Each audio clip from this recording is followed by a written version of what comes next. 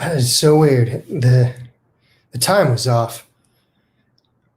I'm kind of figuring this out. I was going to be outside, do a little Q&A. The timing is all off, so who knows if anybody will jump in who has questions about the Capitol last Wednesday.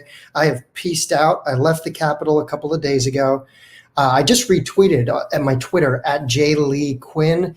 If you want to see an update, the great Richie McGinnis, who is a pal who's been around filming, he posted some videos. So I just posted that at JLeeQuinn on my Twitter, and you can see Richie's video of what it looks like right now in Washington, D.C. I think I said it, I labeled it Fort Inauguration. There is fencing going up all around the mall. I don't know how good a signal. I am in a far, far away place, way far from DC. It just got too crazy. I'm going to describe for you guys what the experience is when a video of yours goes viral.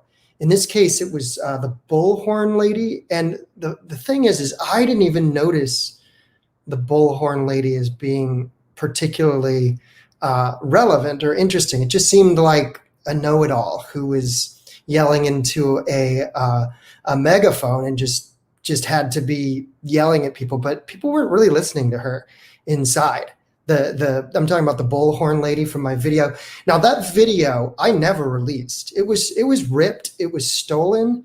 The title of that live stream was 5 p.m. Black Lives Matter Plaza, and I thought I was going to be live at Black Lives Matter Plaza that day because there was going to be the Capitol protest, then there was going to be the Supreme Court protest, and I was going to skip the Supreme Court protest and go and try to get in early at Black Lives Matter Plaza. That means going into full black bloc and somehow getting in there as one of them so that I could shoot from the Antifa black bloc side. That was my plan. Of course, that never happened because after what went down at the Capitol, nobody went out after that to Black Lives Matter Plaza. I did go there and there was nobody there.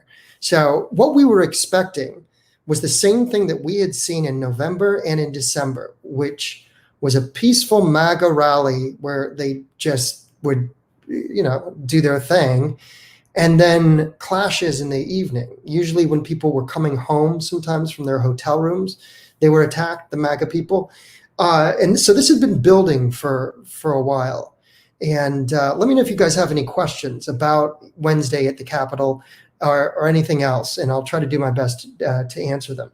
The last couple of days have been crazy because the thing I'm tweeted at the most is the FBI, at FBI on everything. People just seem to really want to make sure the FBI and I are in contact. And I'll say this much.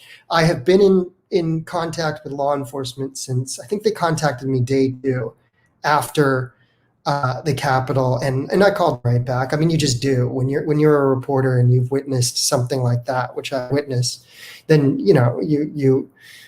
there's information that I would like. For example, I'm still trying to figure out if any firearm was on the Capitol grounds. We know there were 6 arrests, but 3 of those firearms arrests were 1 mile to 2 miles away from the Capitol. One of those arrests was at the Visitor Center for the Capitol. So I don't know where that is, but MPD, the Metropolitan Police Department, lists one of those arrests as Visitor Center. 2 other arrests for firearms, illegal firearms, carrying without a license, they call it CW something L. And those 2 charges were by Capitol Police. So I'm wondering if either of those 2 charges were actually inside. Now, when I spoke to Capitol Police, they said that can also include anybody going through the metal detector, trying to get something in. But I didn't get any clear answers as far as did any guns make it in. And this is significant. Significant because armed insurrection, #armed insurrection trended on Twitter the day of Wednesday, January 6th. And I think people's perception of what I saw, it's very different from what people think went down. And my video of the bullhorn lady and how it was stolen ripped from me, and then TMZ aired it. After TMZ aired it, everybody thought that it was out in the open, but I had never signed off on any release for anybody to use that live stream video. It is available on my Twitter at jleequinn, and I have what do you call it, a thread that I made up of all the videos. And you know what I'll do is I'll put that back up. There's one final video I haven't posted yet from the live stream, and so I'll post that, and I'll put the thread way up top. There's a second thread called How We Got Here that starts off for me in Los Angeles, May the 31st. So both of those threads, I'll make sure are at the top of my Twitter at jleequinn. And if you guys have any questions, just let me know. Are you just being shy? Usually the comments are light up by now, but I can really answer anything about being at the Capitol, what I saw, who was there. That's what everybody texts me. Who was there? Was Antifa there? Antifa is different than anarchists, and so that's a very complicated question. But I can break that down for you guys because when Antifa is represented, it's their photogs, their press that they send in, because what they want to do is they want to shoot incriminating footage and they want to try to make that go viral. So that strategy is really germane to what happened to me, because think about what happened. They took my video, which I streamed, and that MAGA crowd, the way I described it on Twitter was Animal House meets Les Mis. In other words, they were tearing furniture apart and trying to make a barricade of the staircase that was leading up toward them. They had entered from the window that was in the back, but there was a staircase at the front of these offices that they were trying to barricade it. So they were moving couches, they were breaking apart tables and having the legs as, it could have been used as a weapon or could have been a souvenir. I mean, who's to say? I never saw anybody, club a police officer with that group. Now, that group was in the 5 p.m. hour. That's a very important detail. And it's a detail that a lot of news outlets didn't even bother to contact me and ask me about. These news outlets that used my video didn't even bother to interview me and tell them what I saw, how it went down, what time it was, where it was in the Capitol. It was maybe one or two reporters that talked to me. And the one that I gave the interview to was I think it's a lefty publication out of the UK called Spiked. So if you Google Jeremy Lee Quinn Spiked, that was the only publication that really took an interest to interview me about what I saw, what I experienced. So, and I'll get to the questions right here. I see there's already an Antifa anarchist question. So I'll get into that in just a second. Do I believe leftists were there? Yes, very fringe. That you have to remember, this was a crowd of tens of thousands of people. So any leftists were there. Again, Antifa was there, but they were only a handful of photographers that were there to kind of capture incriminating video. Now, in the case of Jaden X Sullivan, by the video released, appears to have done more than just wanted to record incriminating moments. It seems that he was very much riling the crowd up and even a bit of a burn it to the ground anarchist himself. So there's a difference between these burn it to the ground anarchists who can go back and forth. I've seen very few, but Umbrella Man, if you followed Minneapolis, Umbrella Man was a Hell's Angel. So he was someone who he busted out the AutoZone windows, and the AutoZone was the first major business to burn in Minneapolis. This is the night before the precinct burned, I believe. That would have been May 27th, if I'm digging back correctly. But Umbrella Man's a perfect example of a crossover anarchist. In other words, an anarchist that you might think of as right, and Hell's Angels, and a member of something called the Aryan Cowboy Brotherhood. So, not a leftist, certainly. But as an anarchist, there's this free-for-all mentality. As one anarchist wrote to me when I was asking questions in a forum, an unidentified anarchist wrote, "We don't care who's fucking shit up as long as they're fucking shit up." And then the person, just like a narco punk pieced out and like blocked me from their profile. But I have a screenshot of that on one of my phones. So there is this attitude. If you're a hardcore, like a narco punk or a narco just revolutionary, then you get into that scene, and part of, I guess, the thrill is going in when it's even not your cultural side. So if you're a Hell's Angel and you're going in, dressed in black bloc and bashing out, that's a very anarchist thing to do, because you're basically being a chaos agent. And I think that's the term that Sullivan is accused of being, is one of these anarcho chaos agents. But Antifa, anti-fascist groups, which are politically left and highly social justice motivated. Antifa is all about, litigating the past and really just, they live in this world of everything's unfair, and we have to look at every major news event in relation to race. So Antifa keyboard warriors started tweeting in the 2 p.m. hour these what if scenarios. What if this were black people? They would have been shot on the spot. Robert Evans, I've criticized on Twitter, is a Pacific Northwest Antifa-aligned activist journalist. So everything that he does is embedded with the Antifa approach. And so he's tweeting this at 2:15, and I tweeted back rather terse, and I admitted that. I said, a woman was just shot and she was killed. And of course, he doesn't know this because he's not there, but I'm there, and I hear this, and I get a signal, and I tweet that, and I say, and you know what? This is every tactic that you all, meaning Antifa, you all developed this over the course of 7.5 months, and you got away with it. So didn't you think they would take it and it would boomerang back? Doesn't it make sense that violence is cyclical? That on publicreport.org, my news site, at the top, it says every action in nature has an equal opposite reaction. And it was just a question of time whether all of this destruction that was allowed, that the establishment left media turn their eyes away from, eventually it was going to blow back.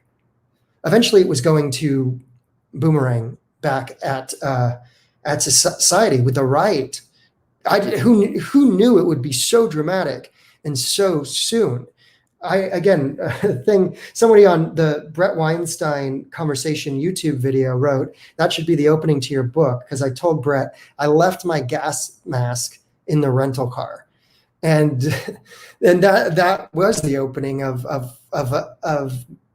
an insane day, January the 6th, Wednesday, was at the nation's capital. But because I wasn't prepared. I thought, well, the gas masks for later tonight when Antifa clashes. It'll probably be just some skirmishes, because there were rumors already of a breach. It'll probably be some skirmishes between the real, like, fringe right-wing anti-government types who did not have guns. Again, I have only 2 arrests that are still I'm looking into from Capitol Police about carrying without a license in the Capitol grounds. Remember, the Capitol grounds doesn't include just the Capitol. So it's not just inside the building or outside the building. There's a whole park area.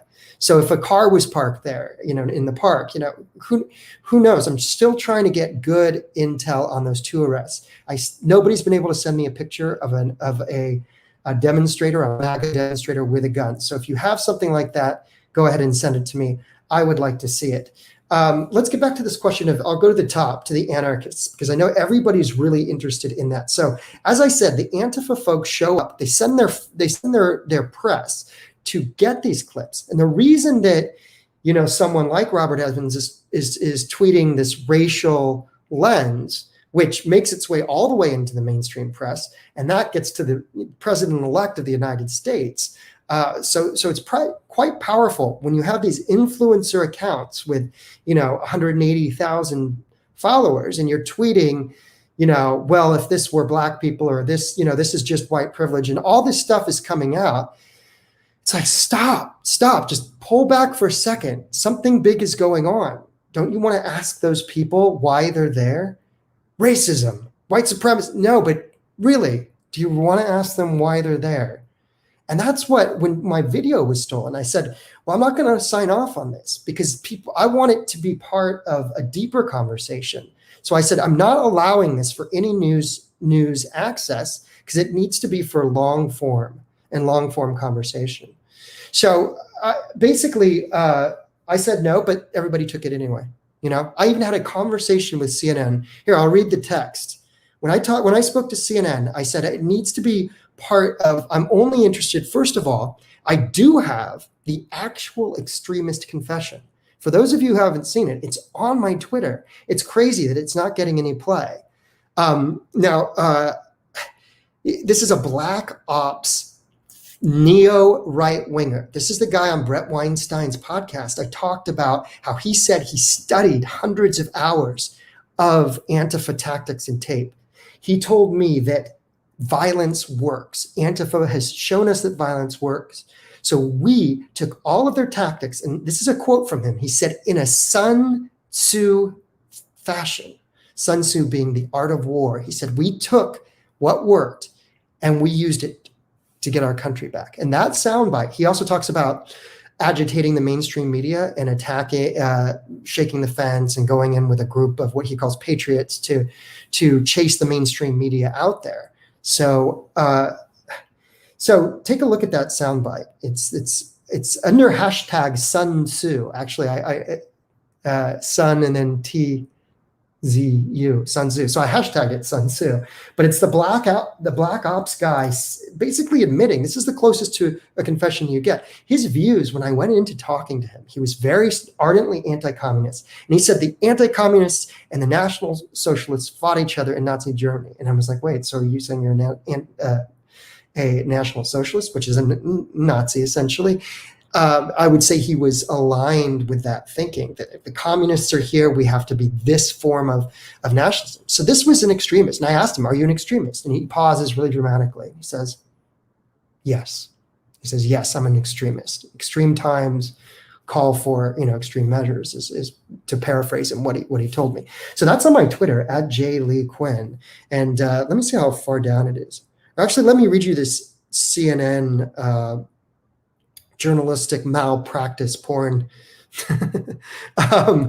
That's me just being funny about it. But that's me laughing about it. This has been extremely stressful. Again, when your video is stolen from you and you have no control, and they're editing it together in such a way to make it look like that group was so much more competent than they really were.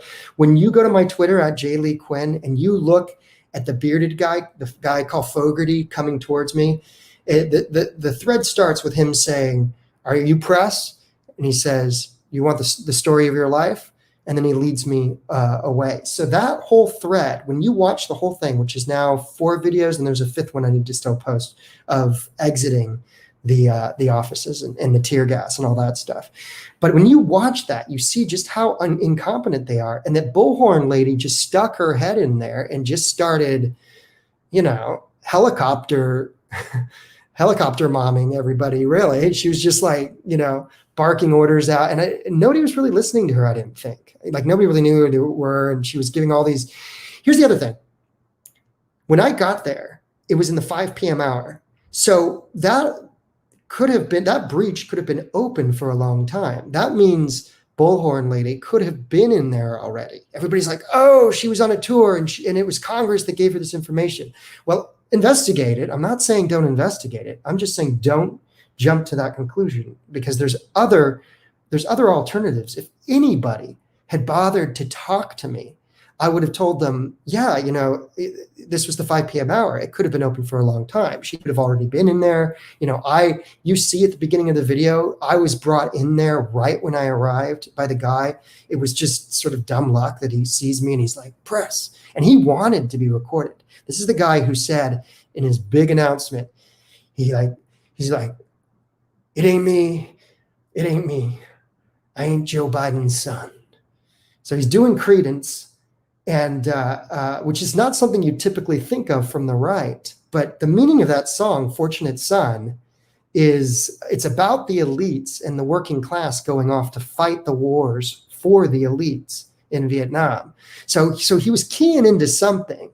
I didn't get also that I ain't Joe Biden's son is also, of course, a reference to Hunter Biden. And I was like, because, I'm culturally from the left, and I didn't fixate on Hunter Biden. I was like, he's just a, spoiled, whatever. Because I saw some of the pictures that came off of 4chan, and they were, explicit. So I really didn't care about Hunter Biden. And maybe that's my own political bias, but he cared. He cared enough to mention I ain't Joe Biden's son, which I think is a reference to rebellion against the privileged elites. So that's how I interpreted him. Everybody thinks he's Antifa. Not only that, but everybody came at me saying, you're Antifa. You and your buddy went in there. Because at one point he's like, press, where's my press? I'm like, I'm not your press, but okay. And I walk up to him, and to make it clear that I am not his press, I press him with a couple of questions. And I say, okay, tell me what I'm about to see. What is it you want to say? And he gets really annoyed with me. He's like, just go in. And he kind of, is really short with me. But, the point of this is, and this is what CNN wrote to me, and, we had this conversation, and the guy hangs up on me eventually because I'm just giving him too much. Well, first of all, I asked to talk to his boss. I say, look, this is a big clip with a lot of exclusivity. I'd like to, talk to your boss. And he won't do it. He takes offense to it. He's like, you can talk to me. I'm the reporter. And I'm like, look, I'm not interested in just giving this to CNN to take and put their stamp on it, because already the reason the video went viral is it took all of the competent or seemingly competent parts and it edited them together in a supercut. So it looked like from the edit that everybody was just, bark out an order. Okay, boom, totally coordinated. And when you watch the long, 17-minute clip or whatever, you see that it's just a lot of standing around. Nobody knows what they're doing. Then someone goes and breaks something randomly. Then she barks out something. Then bearded Fogarty guy says intones "Fortunate Son." It was just complete disorganized chaos. So then to see this, my video at CNN with headlines that say, it was coordinated and so forth. And that headline I have on another device somewhere. That headline is actually pretty salacious, where they said they actually made a headline that said they were coordinated and they wanted to execute members of Congress. That's CNN. Then they withdrew that headline. I'll get the exact words to that. But anyways, so I'm arguing with the CNN guy. This is on the 13th.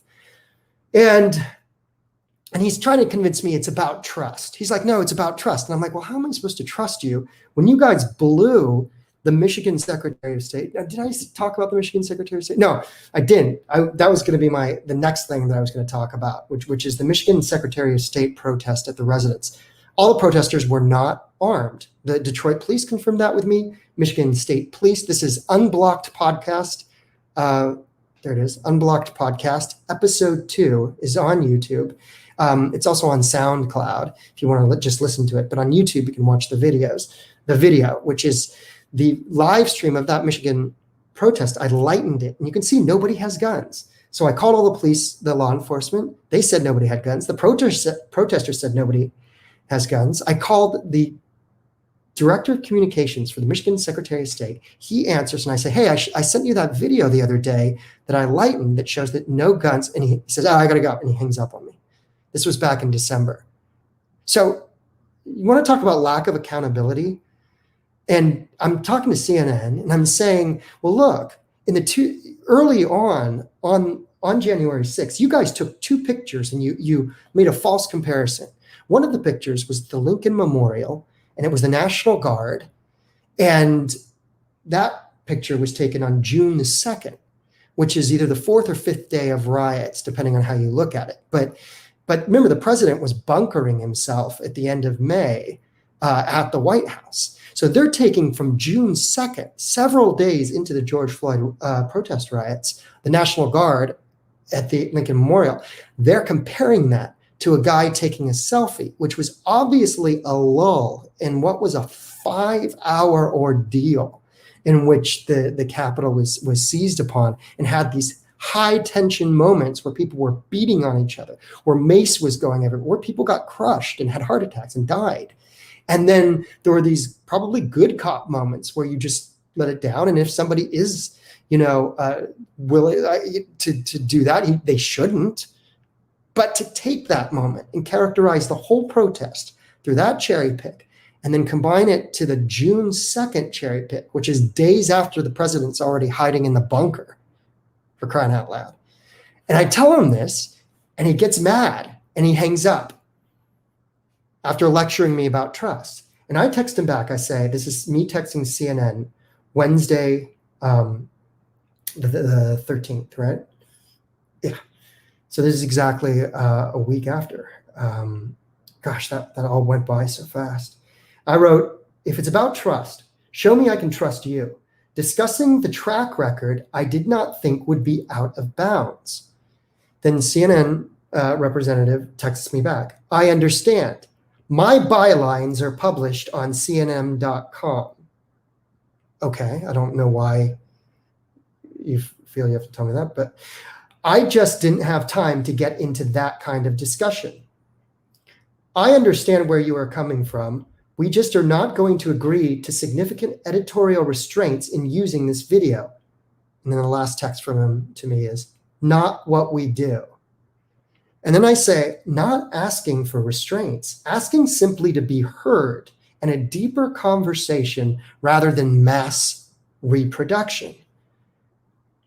He doesn't text me back. The next day I text him, to be clear, per our conversation yesterday, in absolutely no circumstances is CNN to use my work. Guess who's been running my video for the last couple of days, into the weekend even, from what I'm told. And people have been sending me clips, but CNN. So how does this happen? How do they get away with it? And it's either incompetence or complete total arrogance. And I'm not sure. It's probably a mixture of both. I want to read the headline. I have so many phones here because I go through phones and then I don't want to lose them in the field, because the worst thing that can happen to you is you can lose a phone in the field. And I have lost one, and it just breaks your heart, because then you have all this material on the phone. So I have like multiple phones, multiple devices. So CNN's headline reads, U.S. says Capitol rioters intended to, quote, capture and assassinate elected officials. This was on, let's see. This was a couple days ago, because a friend posted that. And they changed the headline, because I clicked on, actually, I think like 3 or 4 friends posted this. And then, of course, the picture is I was going to try to show you. It's of course, Viking guy, Jake, whatever his name is, who got way too much attention, considering he was just pretty much performative and not representative of the entire crowd, I would say. But, that front line, you get fringe players. If they're fringe right, or they're QAnon shaman, or the Jewish guy with the pelts who was Stop the Steal, or if you get, Jaden X, John Sullivan, who's basically anarcho-infiltrating.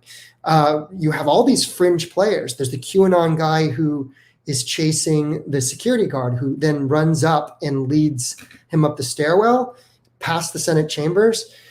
In that video, I slow it down on my website. I like to take videos and slow them down to 70%, because that gives you time to really look. Everybody behind him is going like this and showing that they're unarmed.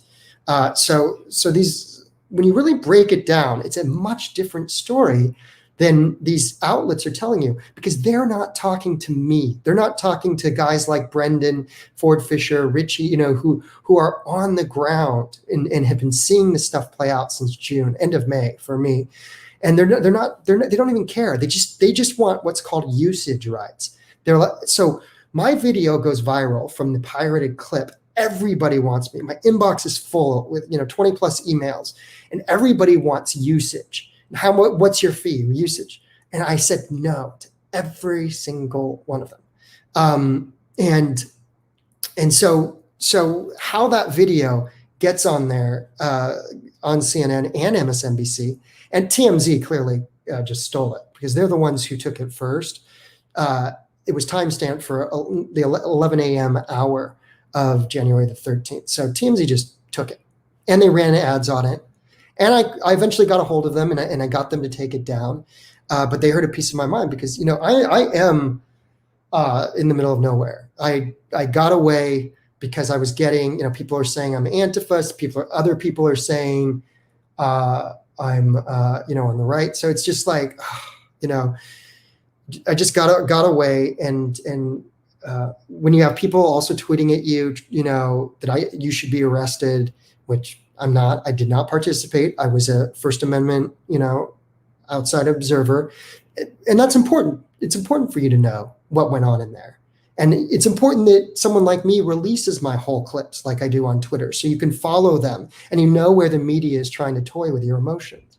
You know when they're making opportunistic cuts and trying to make a big deal out of a helicopter mom with a bullhorn, basically just trying to tell everybody what to do. And someone else wrote that. They're like, wow, she's bossy pants. But these were the attitudes that were there. It was confusion. It was mass, hysteria. And so to try to paint that moment as highly organized, I thought was disingenuous, especially that they didn't ask me what I saw. Nobody did. The New York Post was the only publication that was on the up and up with me and said, hey, we'd like to embed and just write about this. And they asked me a couple questions and, I told them what time it was. So there were, maybe one or two. ABC was also very genuine with me. But it's tough when everybody's coming at you and everybody wants usage and you're saying no. And people are trying, they're like, just email me back. I agree. Just email me back. I agree. And I'm like, no, I'm not going to do that. And they're in such a pressure deadline because they want to ride that trending wave. They're like, oh, this is great. This woman's trending. And Bullhorn Woman, I never released anybody to use that footage. So it's all violation of copyright as far as I'm concerned. Anyways, CNN's headline, U.S. says Capitol rioters intended to capture and assassinate elected officials. Now, if you click on it from your friend's, Facebook page from a couple days ago, it says, U.S. takes back its assertion that Capitol rioters wanted to capture and assassinate officials. So I really want to break this article down. I should save it. It's just one of these things I haven't had time to read. But where they got this information that there was a plan to capture and assassinate, I think it's a lot of keyboard warriors who saw the zip ties. What they do is they seize upon this one little thing, and then they go. Now, the noose on the gallows, that's just like the guillotines that we saw outside, the guillotine we saw in Washington, D.C. So these are symmetrical populist movements. It's just one of them is very successful in getting the media to portray the other one in a disingenuous, false way, because the media is not even talking to the Trump supporters. Now, I don't agree with Trump supporters on mostly everything, but that doesn't mean that I dismiss them. I still understand why they were there. They were talking about anti-globalization mostly. They were talking about constitutionality, government overreach with COVID restrictions, what they call small business genocide. They were also against big tech and big tech censorship, which after that day would lead to huge purges of Twitter accounts and Facebook. So they were also against, let's see, what else did they say? They were against the corporate media and this kind of nonsense, these shenanigans where the corporate media just demonizes, much like they did on December the 5th, when I was undercover in Sacramento watching Antifa Sacramento just blow out, bash out windows and jump a young couple. The media was obsessed with these supposed armed protesters in front of the Michigan Secretary of State's home that didn't have guns. Likewise, why was armed insurrection trending when nobody brandished a gun? There's not a single picture. So these keyboard warriors, this is the pipeline. Imagine this. You have Twitter to tabloid to TV, the Twitter to tabloid to TV pipeline. And it's a real thing that as soon as these events begin to unroll, the keyboard warriors are basically using their influence, their tens of thousands of followers. Some people have hundreds. And they're sending them out there so that you have this illusion that young people have decided what the narrative is, that this is about race or this is about how it's not fair. And then The tabloid picks up on that and amplifies it. Then the news media sees the tabloids. When I mean the tabloids, I mean the Raw story, the Daily UK Daily Mail, the Sun. Those are the three that just took my pictures outright. The Sun, when I contacted them and said, "Hey, you are illegally using screenshots," they took it down right away. So I probably won't go after them. But it's and I had pitched the Raw story, because I've always thought that the left and the tabloid left needs to be a little bit more honest. So I'd even pitched them the original before the event, and then somehow they end up stealing and not even crediting me. Anyways, that's a longer story. Get into it later. When you click on that video, you see, of course, my video and the Bullhorn Lady, which is being even made it to Late Night with Stephen Colbert and MSNBC. Okay, I'm going to do like quick questions. I know you guys have a lot, and I talked way too much in that intro. How many people did you see that you would label Antifa or anarchist? I didn't see any. That's how few and far between. People theorize that the Fogarty guy was Antifa. I didn't think so.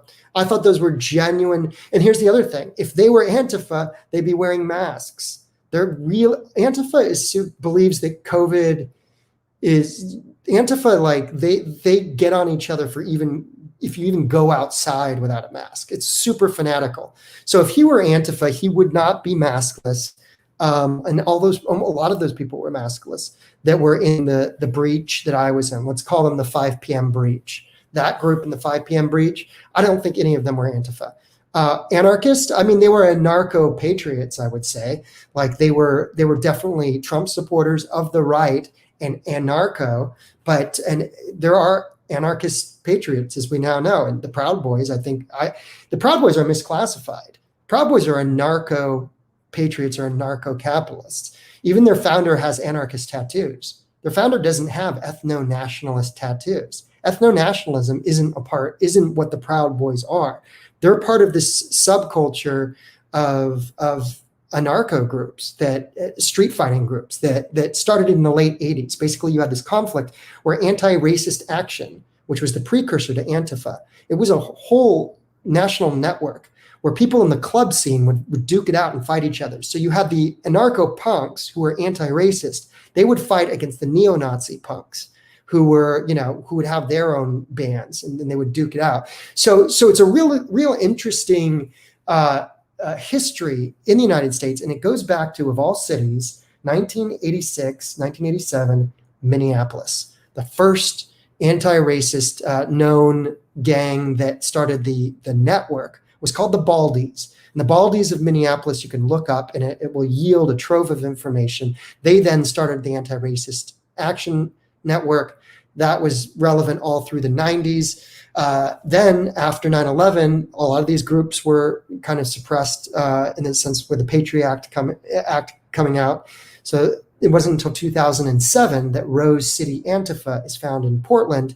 And out of the sort of ruins of the ARA, you have what is known as modern day Antifa, which is all these activist groups across the country that are coordinated enough and networked enough that they're able to create mass direct action. Direct action is the euphemism for riot action, really.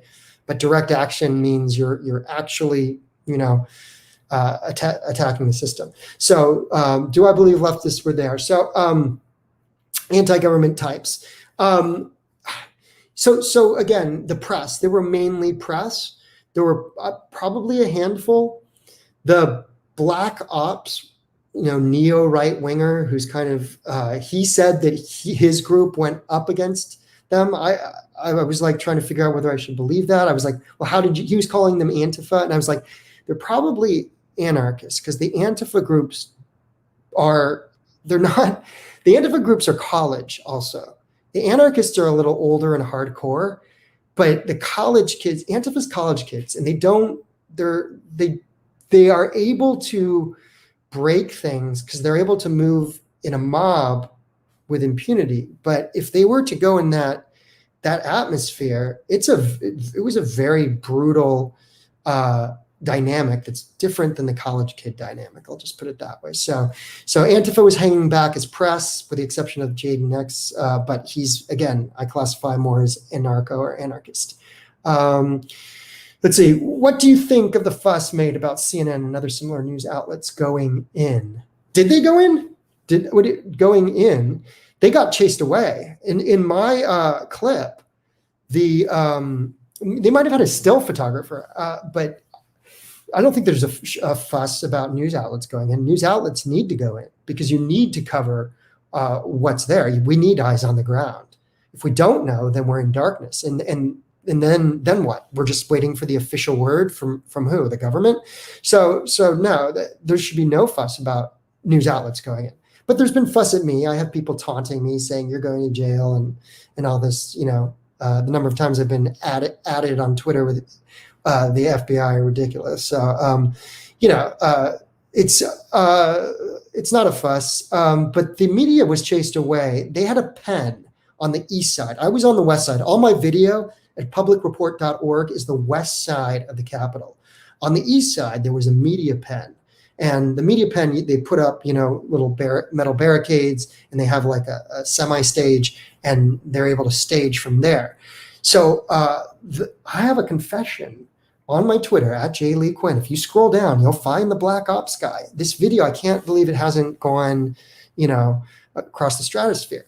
He talks about agitating. He said, I agitated the crap, were his words, out of the mainstream media because they're liars and all this stuff. So he and a bunch of patriots, there's the video of CNN's equipment being broken.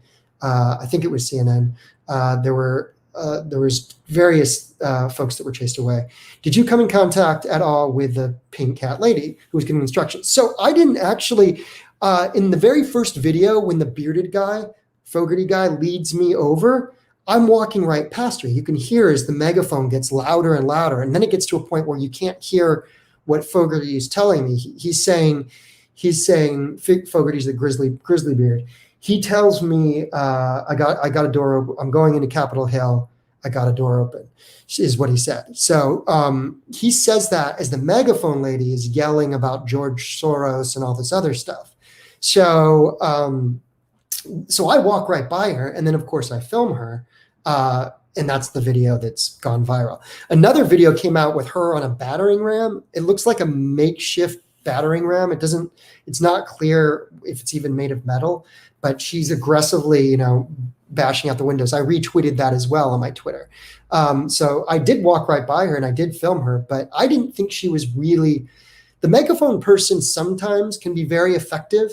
There's a young kid in DC who has sent people after right-wingers. He'll see them and see they don't have a mask if they're near Black Lives Matter Plaza, and he'll yell, "Hey, Anna," and then the black bloc will just swarm him. So a megaphone person can be effective. In this case, it was just exterior noise. I didn't think people were really listening to her that much. It was just kind of background noise, elevator music, really.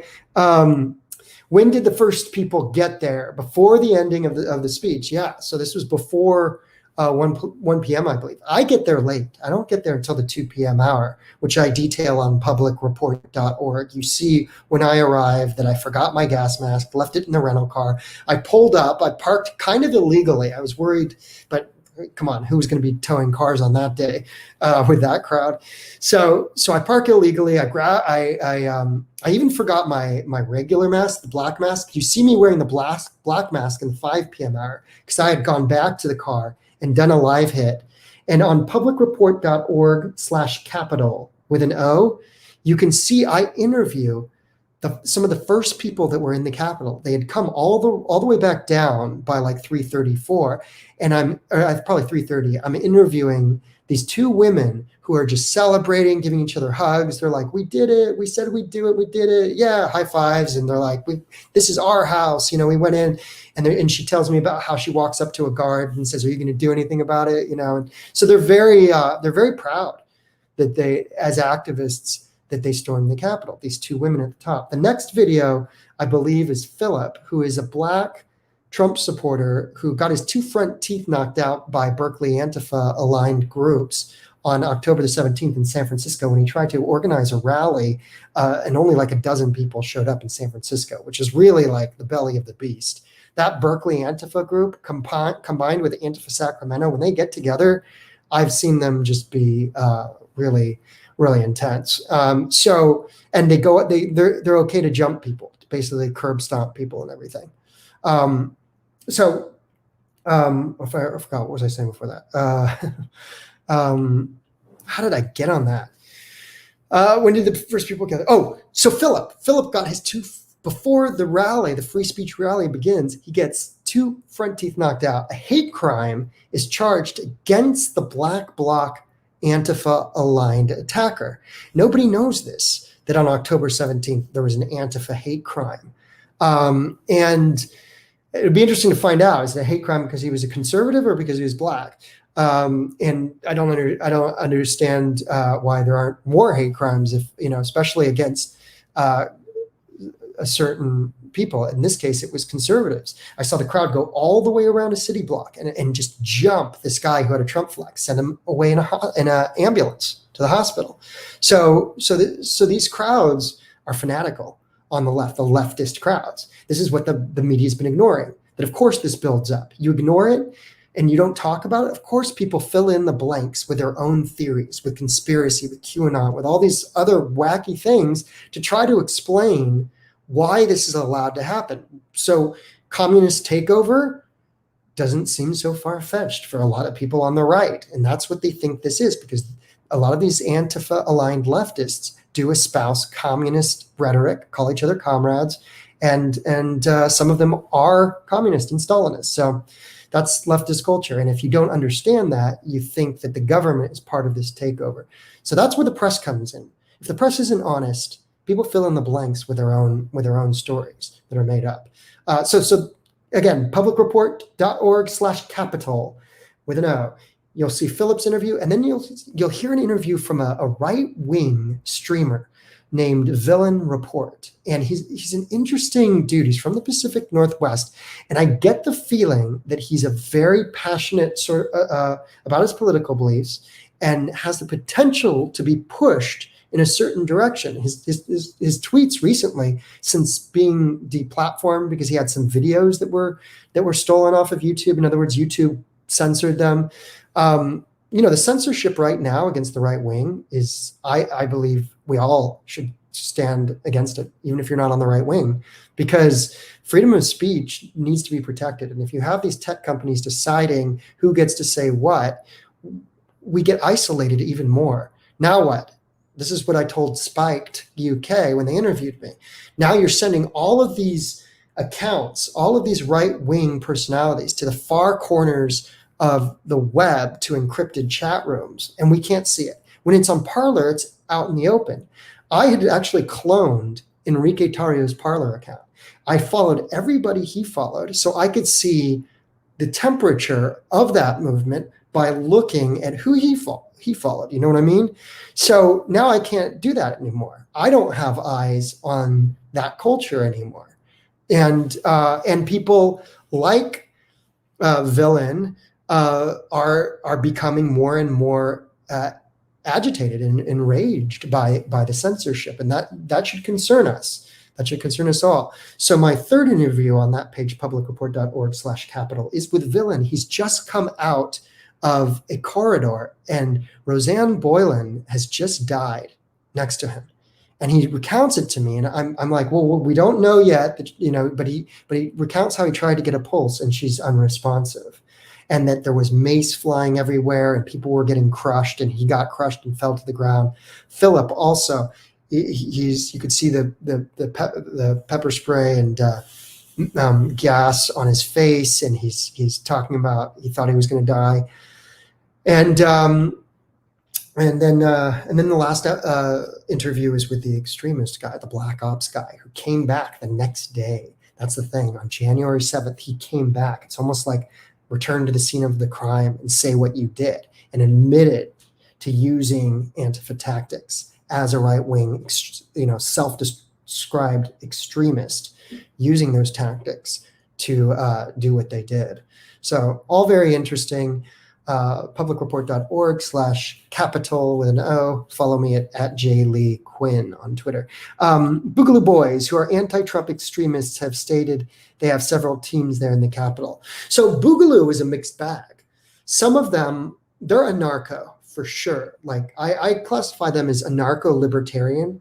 In other words, just like you have libertarian left and libertarian right, the Boogaloo folks are anti-government, pro-2A, Second Amendment, who are talking about, government overreach, and they're anti-government overreach. And so that you see them in Columbus, Ohio, that just went down, and there was a big 2A protest there. So the Boogaloo, and all these different leftist organizations call them terrorists, but if they're just going out and demonstrating, they're not terrorists. But then you have these other Boogaloo folks who come up with crazy stuff like kidnapping the governor of Michigan. And, another Boogaloo, Stephen Carrillo, in Northern California during the George Floyd protest, shot and killed a federal officer in Oakland during the protest, and then killed a sheriff's deputy when they came after him. So there were 2 deaths that were from the Boogaloo. But he was also texting with a guy named Ivan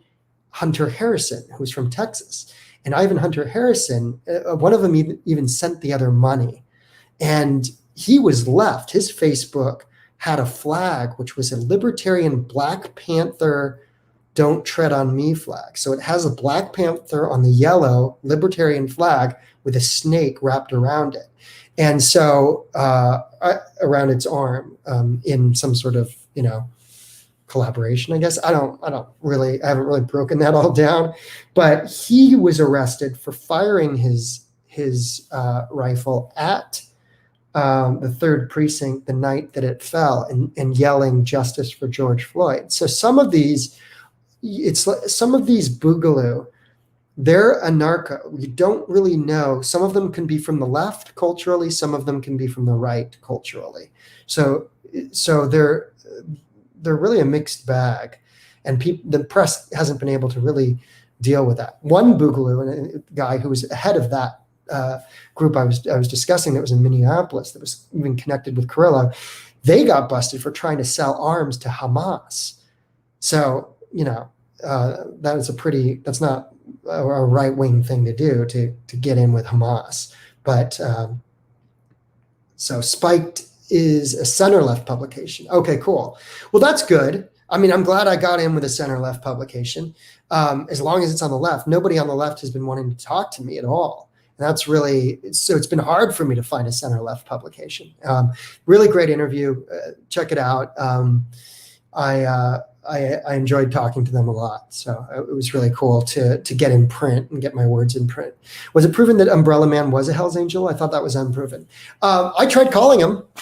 I found his cell phone. He didn't pick up. I texted him a couple times. It's like, "Hey, what's up? Are you a Hells Angel?" So I don't know what Umbrella Man's deal was. What ended up happening was there were never any charges. So there wasn't enough to get him. I guess he was well covered enough that they weren't sure, or they couldn't maybe prove it. I don't know. I don't know about Umbrella Man. He's just one of those question marks. He's certainly a big dude. If it definitely is the guy, Wesley, I think, that guy was a Hells Angel. And but I didn't hear that it was disproven, but I'd like to take a look. Aren't Boogaloo Boys far right? As I said, no, they're a mixed bag. You have some that are far right, some that are far left, but they're a narco and they're united against big government. So that's the confusion with the Boogaloo. They may be, but they are anti-Trump. Yeah, some are pro-Trump. Some in the Gretchen Whitmer kidnapping plot were pro-Trump. So they're not monolithic. It's not all one size fits all with those Boogaloo. That's for sure. Same way, Sarah, great. Oh, they're talking about Spiked. Legit, good. That's good to know. It's hard because you get these interview requests and you quickly look to make sure that you're not going to end up on some crazy site. And I pulled a couple articles and they looked really reasonable to me. That's why I went with Spiked. as my interview. The other interview I did was with Brett Weinstein. You can see that on YouTube, but that was a 2.5-hour conversation with Brett right after the Capitol, where I really broke it down. So I was really sort of primed and everything. Next, yeah, I agree. Basically similar to the left insert. Okay, there's more about them. Spike. Mostly agree. Good reporters. Okay, who are their press? In the Spiked article, those are actually my photos. In the Spike, I sent them 2 photos that they could use from my camera. Mostly freelance, hostility to MSN. Well, I can understand that after how MSN treated me and just stole my work and totally just made up their own narratives about it. How was your video stolen? Missed the beginning. Okay, how was my video stolen? The live stream, I believe, for Periscope, and I'll say this much: law enforcement did contact me. Now, what I should have done initially, I just didn't have time. I couldn't get the video off of Periscope, so I did give law. Let's just say I left. I want to be diplomatic about this. I left the Periscope feed open for a little bit and then closed it. During that time that the Periscope feed was open, somebody could have come in there and ripped it. That's what I think happened, because somehow it was ripped. I don't think I don't have any evidence that I was hacked or anything. It's just that somebody had that, or they could have been recording my live stream if they were watching it. But they took it, they edited it in an opportunistic, sensational way so it would go viral under the hashtag domestic terrorists. Once 5 million people have passed it around in a matter of I don't know how many days or even less, it got the notice of TMZ, and so TMZ decides to rip it and publish it. And they either rip it for, I don't know if they rip it, if they had the original rip or if they ripped it from the ripper. So it's this thing. And then once all the outlets see that TMZ has it, they think, oh, well, if TMZ went with it, it must be that this guy is distributing it, and he'll just want like a usual fee. He'll want $1,000 or whatever, and we'll give it to him. But the thing is that I made a pledge not to monetize, not to sell any of my video between now, the end of May and the inauguration, after the inauguration. And then when I would use it, it would be in service of longer form narrative, that it wouldn't be put into the meat grinder of day of news. As tempting as it is to get those checks, I said, I'm not going to let them do it, because they're not even asking questions to find out what happened. They're just writing from the studio what they want to talk about and then taking the video. And I know that group wasn't an organized domestic terror cell. That was, because they used the video under a headline, assassinate members of Congress. I mean, come on, That's why I don't trust the mainstream media. And the guy said it's about trust, and then they went and used it. So it's nonsense. I missed the beginning. So that's how it was stolen, and it's still up there. People are still using it, even though I've repeatedly issued calls to not use my video to mainstream media. It was kind of weird that Trump used Fortunate Son at rallies. Oh yeah, he did. So that's why I think that guy was a Trumper, because he was riffing on Fortunate Son. It is weird, but Fortunate Son is it's against the elites. In other words, he's saying that Joe Biden and his son are the elites. I ain't no Fortunate Son. So yes, related to Vietnam. Was John Sullivan working with someone in your estimation? There was a fellow with a fur hat he seemed to be with, especially the speaker's lobby where Ashley Babbitt was shot. Sullivan, in the video that I saw, had a woman that was with him and was a documentarian of some sort, I believe. I haven't done a deep dive into Sullivan because I see him just like the Viking as an outlier. My focus is on the mass, the populace, and the media. That's kind of mine. Now, these outliers are interesting, and I do like to parse them. But it would be interesting to see. He was doing a documentary, and there's a clip of them gloating about, celebrating basically that they got this amazing footage and that they were a part of this in some way. in their participation and being there, at least as an eyewitness. So that clip of them celebrating is interesting. It seems tone deaf. Trump didn't go to Vietnam. That's true. Lots of songs from that period. Any other questions? I'll look for the question marks. What's another question?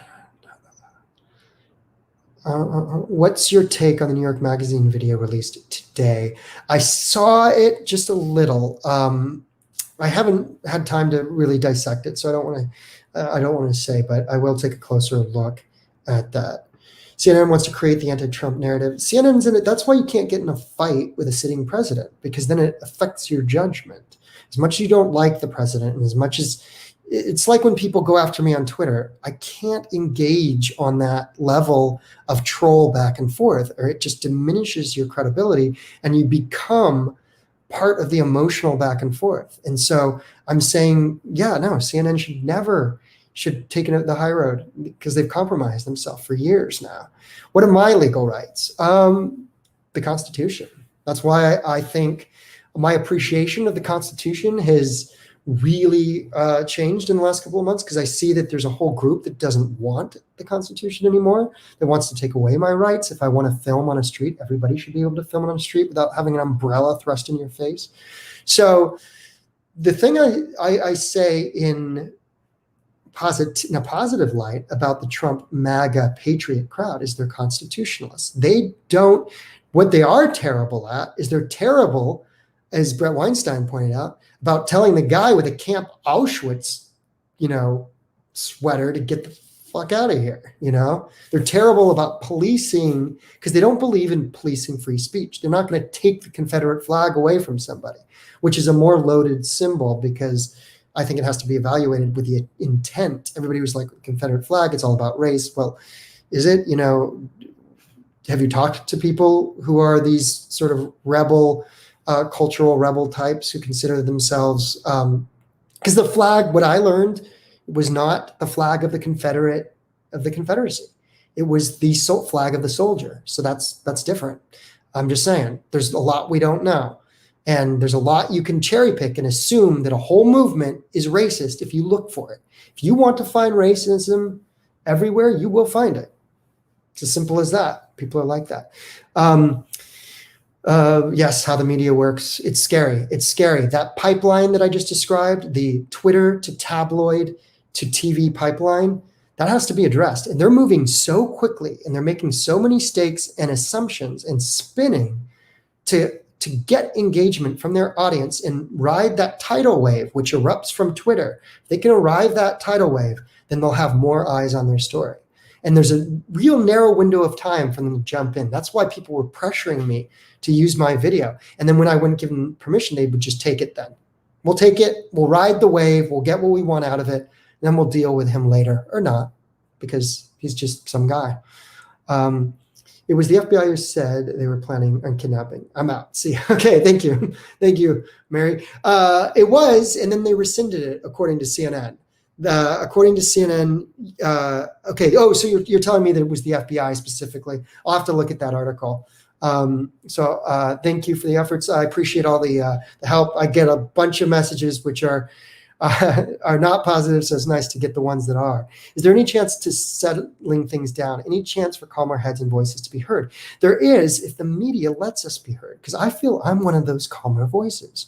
I feel that if people like Brett Weinstein and myself had a chance to sit down, not for 3 minutes, but do 10-minute segments where we get to say, look, this is what we've been seeing. This is the attitudes that we've been encountering. This is what we're getting wrong. This is how activism, leftist activism has overtaken the conversation and not allowed us to proceed. I think I look after my own side. So hopefully there's people on the right that are moderates too. That's why I hosted on Unblocked Podcast episode 4, that talk New Year's Eve between a Black Lives Matter chapter leader and a Proud Boys chapter leader, because I want those talks to happen. But it's the left that won't let me in. The right will talk to me. But my own people, me as a Bernie voter and a Ralph Nader voter for one presidential election, they won't talk to me right now, because I'm not I'm not on the right side of history, according to them, because I'm not just going along with, I guess, a every single talking point. And sorry, you guys got to do a better job. I think the equipment was ABC, not important, but CNN seemed on the other side. Okay, interesting. I haven't looked at their at the details of whose equipment was who, but thank you for that. I'll look into that. Try to get every detail because I don't want to get dinged on anything. Is there any path to settling things out? Yeah, so I hope there is. I really do. I think if the left just doesn't, I think what's going to happen is you'll in Seattle and Portland they'll probably riot and stuff on inauguration. The coast is very volatile because no media calls out. When you don't call it out, it's allowed to carry on continuously. And then on the East Coast, where I think I'll be, it's pretty locked down. It's basically a fortress. If you look at the video that I retweeted, there's fencing all around the National Mall. So it'll be interesting if I do go back, what that will look like. You had, from what I know, let's see, I'm going to just check in on the Columbus, Ohio thing and see if there was anything that went down. I haven't followed up on that, but it'll be interesting to know. Let me just scroll up really quick. Don't see anything from this video other than Boogaloo Boys in front of the Ohio State House, essentially just carrying flags, having their military gear, and expressing their Second Amendment rights. I mean, if you're leftists and you're going to counter protest people with guns, no, that doesn't really happen. So hopefully, it was such a cataclysmic event. I'm almost predicting, with the exception of the stuff that happens on the coast, that things go peacefully. There's always a chance of a lone wolf, especially on the right. That's the scary thing, is one person can go out and cause a lot of harm. AP was in the pen. Okay, good to know. Our press that entered immune from persecution. Yes, it's the first amendment. It's the freedom of speech, the freedom of the press. And I did have that moment of, but I knew, I've known this for a while, that if you're in that situation, that you're protected constitutionally. And in my first conversation with law enforcement, that was made clear to me. So I haven't been worried about law enforcement. It's the extremists that are my concern. That's why I'm in said undisclosed location. So historically, when do you think the media turned into what it is today? Interesting. The filter needed when watching mainstream media has to be so dense, it's almost not worth watching. That's very true. I think it happened with the Trump presidency. They really started realizing that opinion journalism was a moneymaker in the 2000s, during the Bush era. The left media became, remember Keith Olbermann? And then you had these back and forths with Bill O'Reilly and Keith Olbermann. And that was such a spectacle. And a lot of people latched on to the culture war.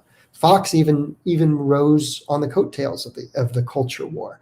So it really goes back to the 2000s. I don't remember the 90s as much, like the Clinton years being I was a lot younger, but media being that. But no, when Bill Clinton was impeached, I remember watching, that's when everything started to get really intense on the right. Then you had Bush, then you had the contested election, and then you had the Bush years, then you had 9/11. And it's been ping-ponging. The not my president thing has been ping-ponging back and forth. So when Barack Obama comes into presidency, there's also some not my president stuff, the birther movement, all of this stuff on the fringe right.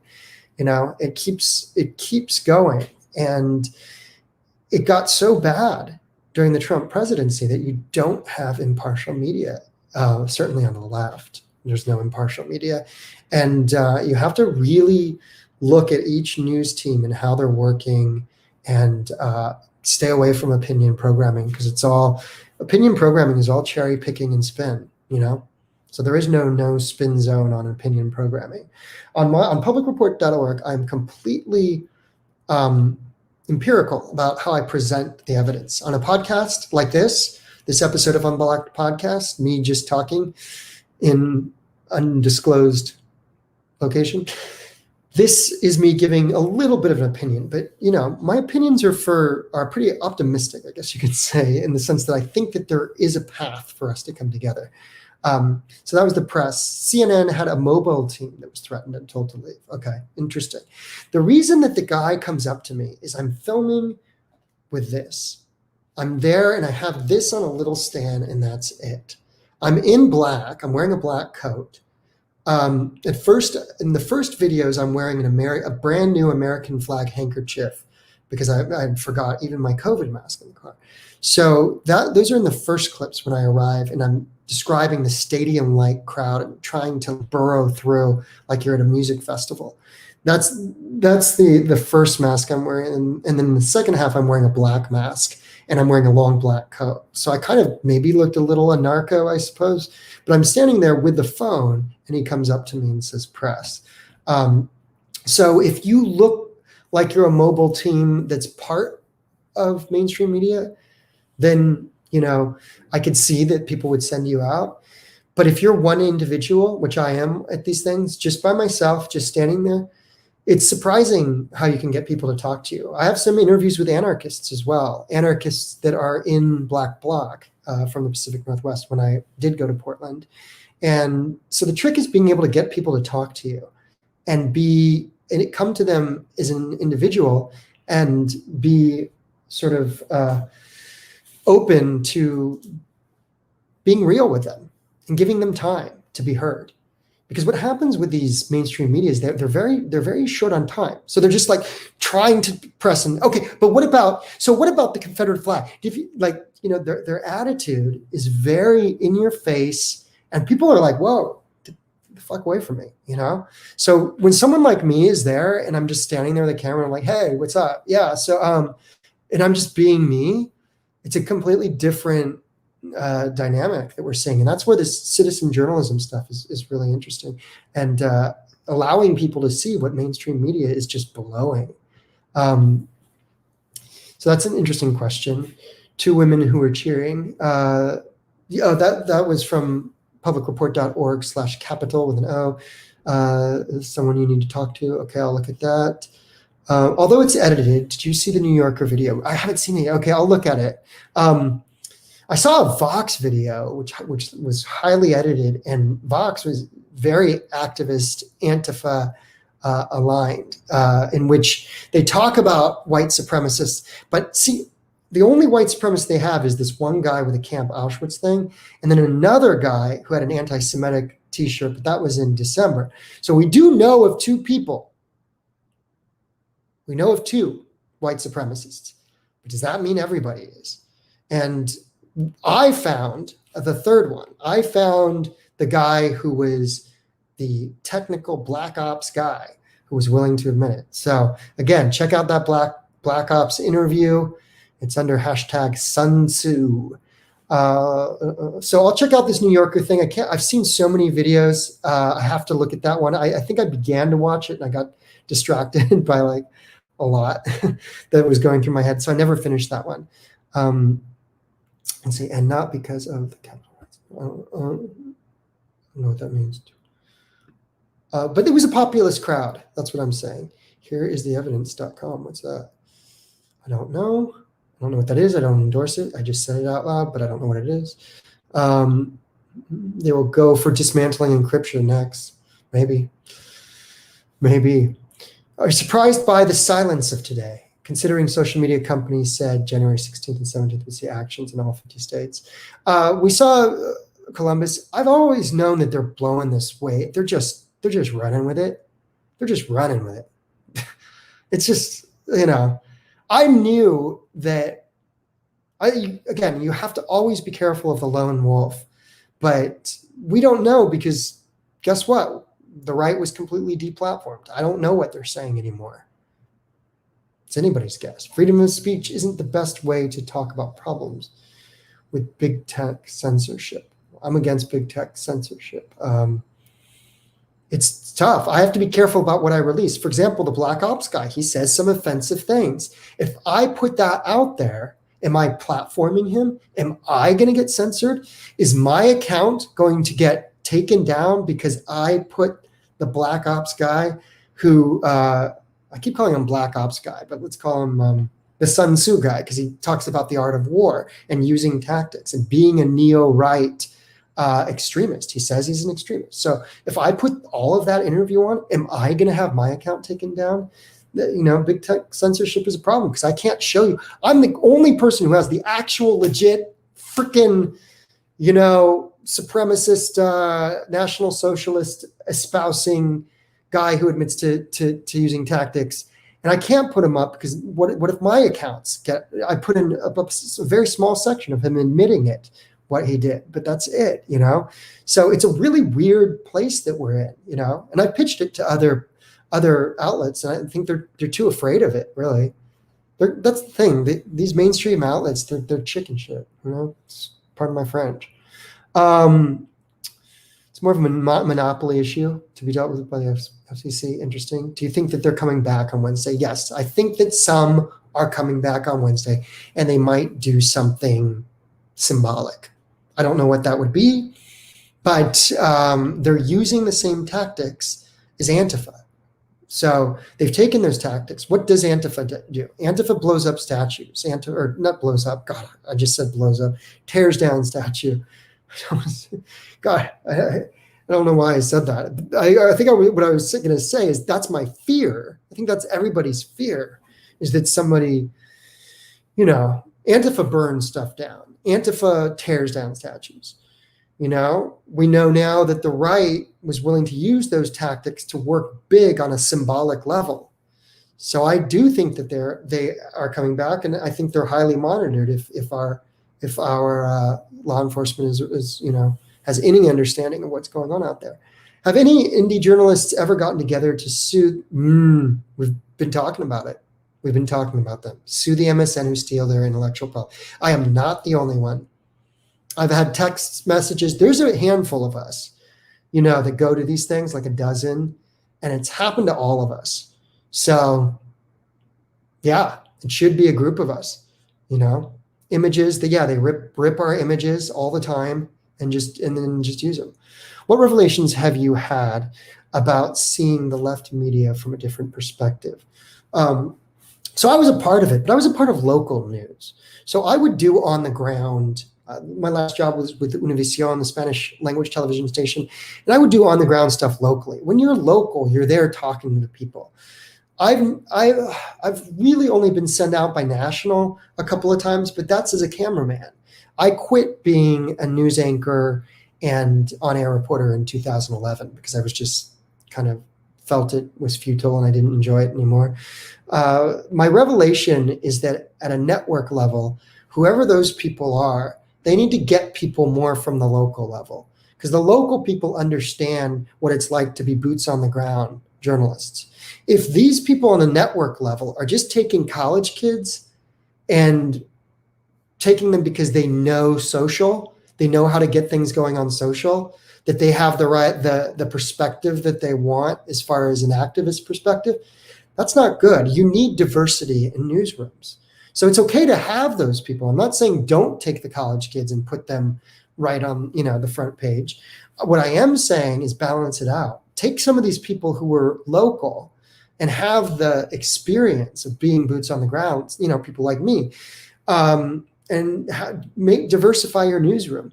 Have people on the right. I've said this often, that the Michigan Secretary of State boondoggle wouldn't have gone down if you had right-wing people at CNN that would have looked at the video and said, these aren't militia.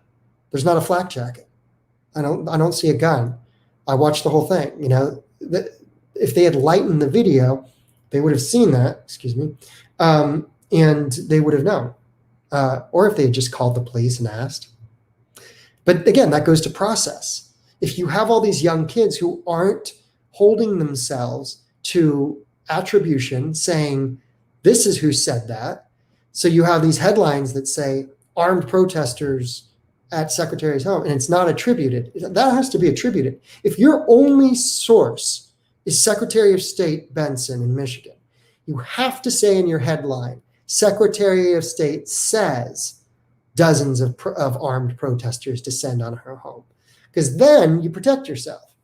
But they were doing unattributed. I got two publications when I pitched them. They changed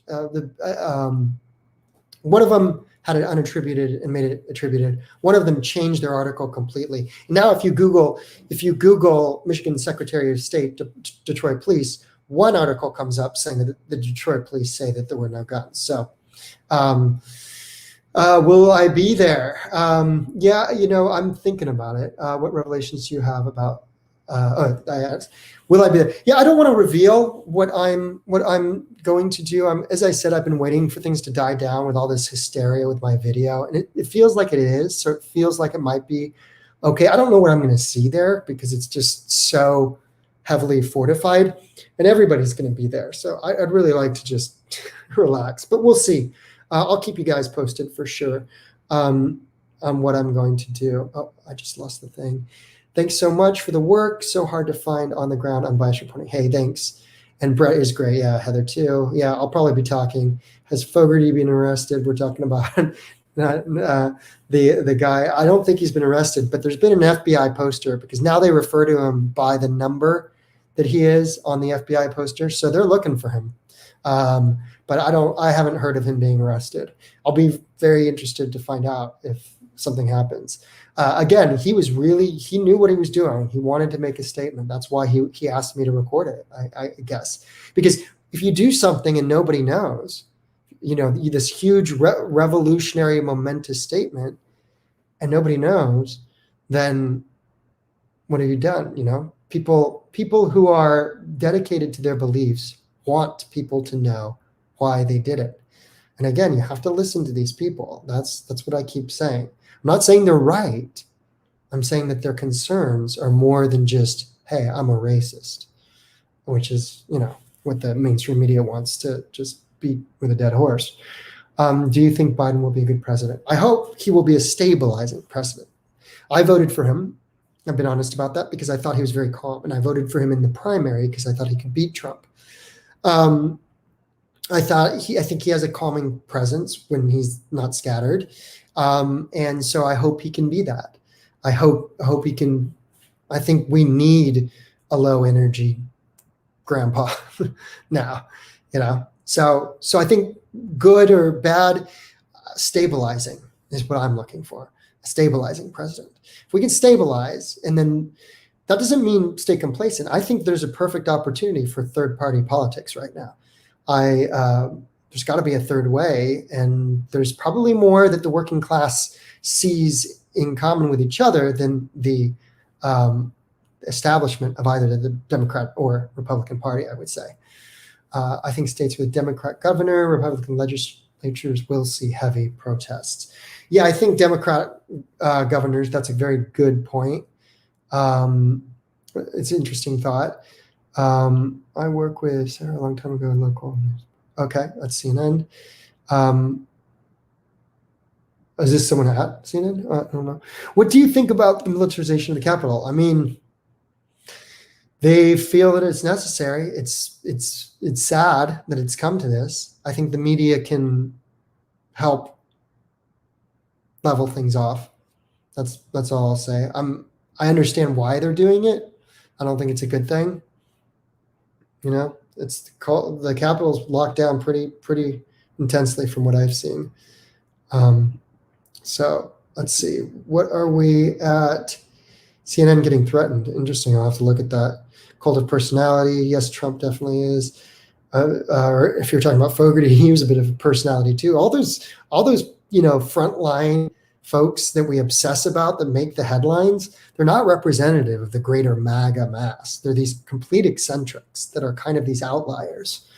The real story at Gray Zone and Intercept. He was the lone wolf outlier crossover, not BLM. Oh, are we talking about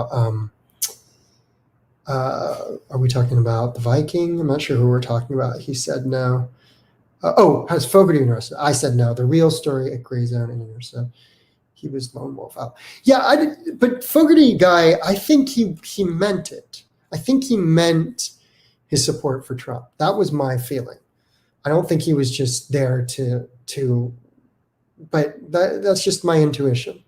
But had these anarcho tendencies, he was there to definitely he saw a vision, of what he wanted to do.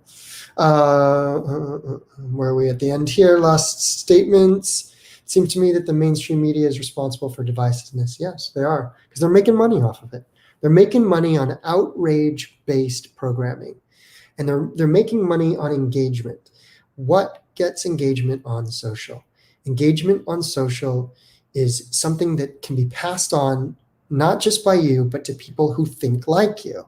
Then it goes viral, then it catches fire. And the best way to do that are people's beliefs. And the best way to get people to speak out about their beliefs is outrage. So if you put something out there that outrages them, they pass it along.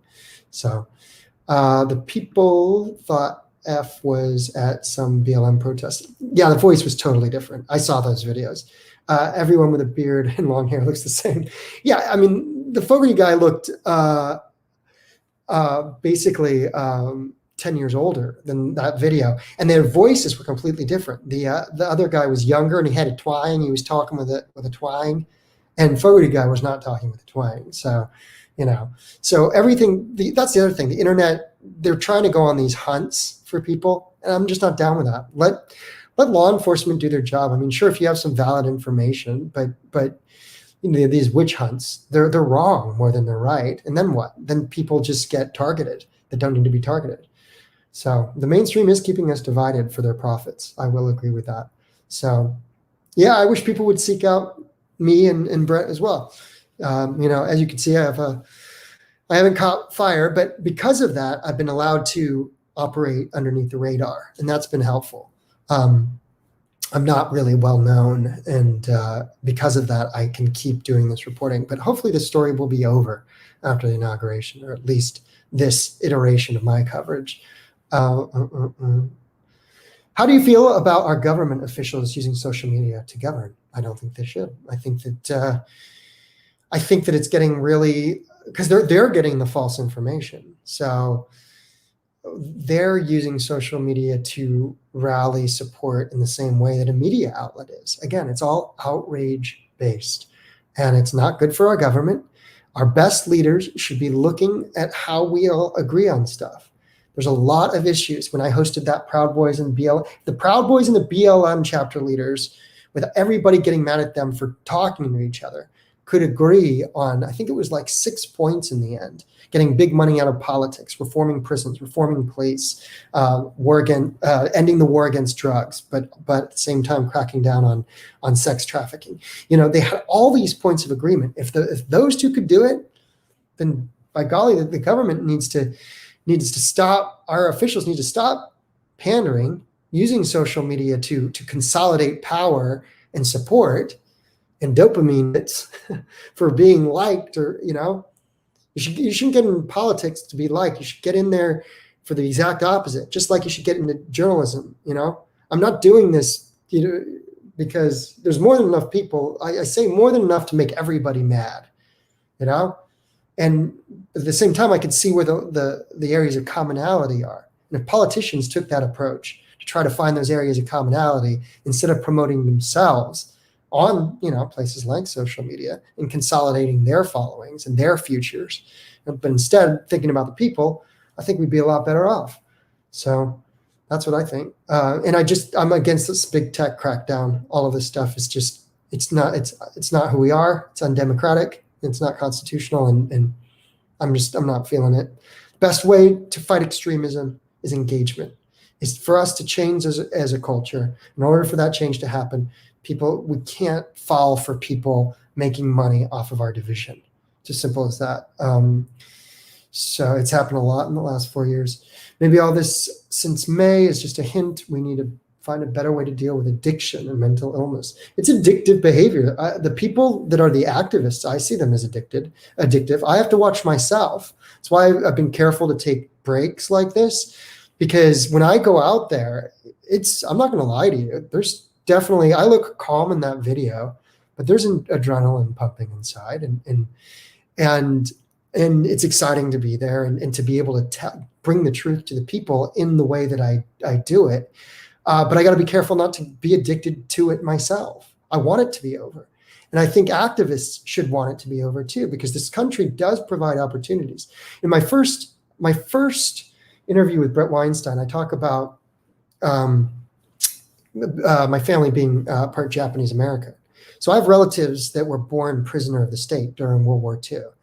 And they were born in an internment camp and able to rise. The country was able to work for them back then. In other words, even though the Japanese Americans had their land taken away from them, they were sent to internment camps with only what they could carry.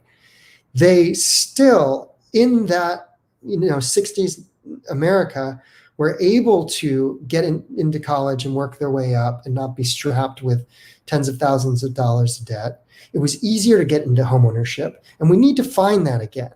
It can't be a country just for billionaires. That's why I was a Bernie guy, and on my Twitter, one of the first things that I say on my Twitter at J. Lee Quinn is, got to start subsidizing, make it easier for people to get into homeownership. Now there's a caveat with that. That has to be regulated. It can't be exotic finance loans, which is what happened during the Bush W era. And that's why we had the mortgage collapse. It has to be 30-year fixed traditional loans. If you're a career, FedEx worker, or you work at Amazon, and you have that steady income, but you don't have the down payment. You don't have, tens of thousands of dollars just lying around like most people. Then there has to be more programs to get that subsidization, because that getting people to own their homes and take pride of ownership in their neighborhoods, and that leads to business ownership within those neighborhoods. That's the most important thing to address the wealth inequality and the disparity gap. Because I went to Ferguson as part of this. There was no riot, but I just went to Ferguson and I walked around to see where Michael Brown walked through in 2014 before he was shot and killed.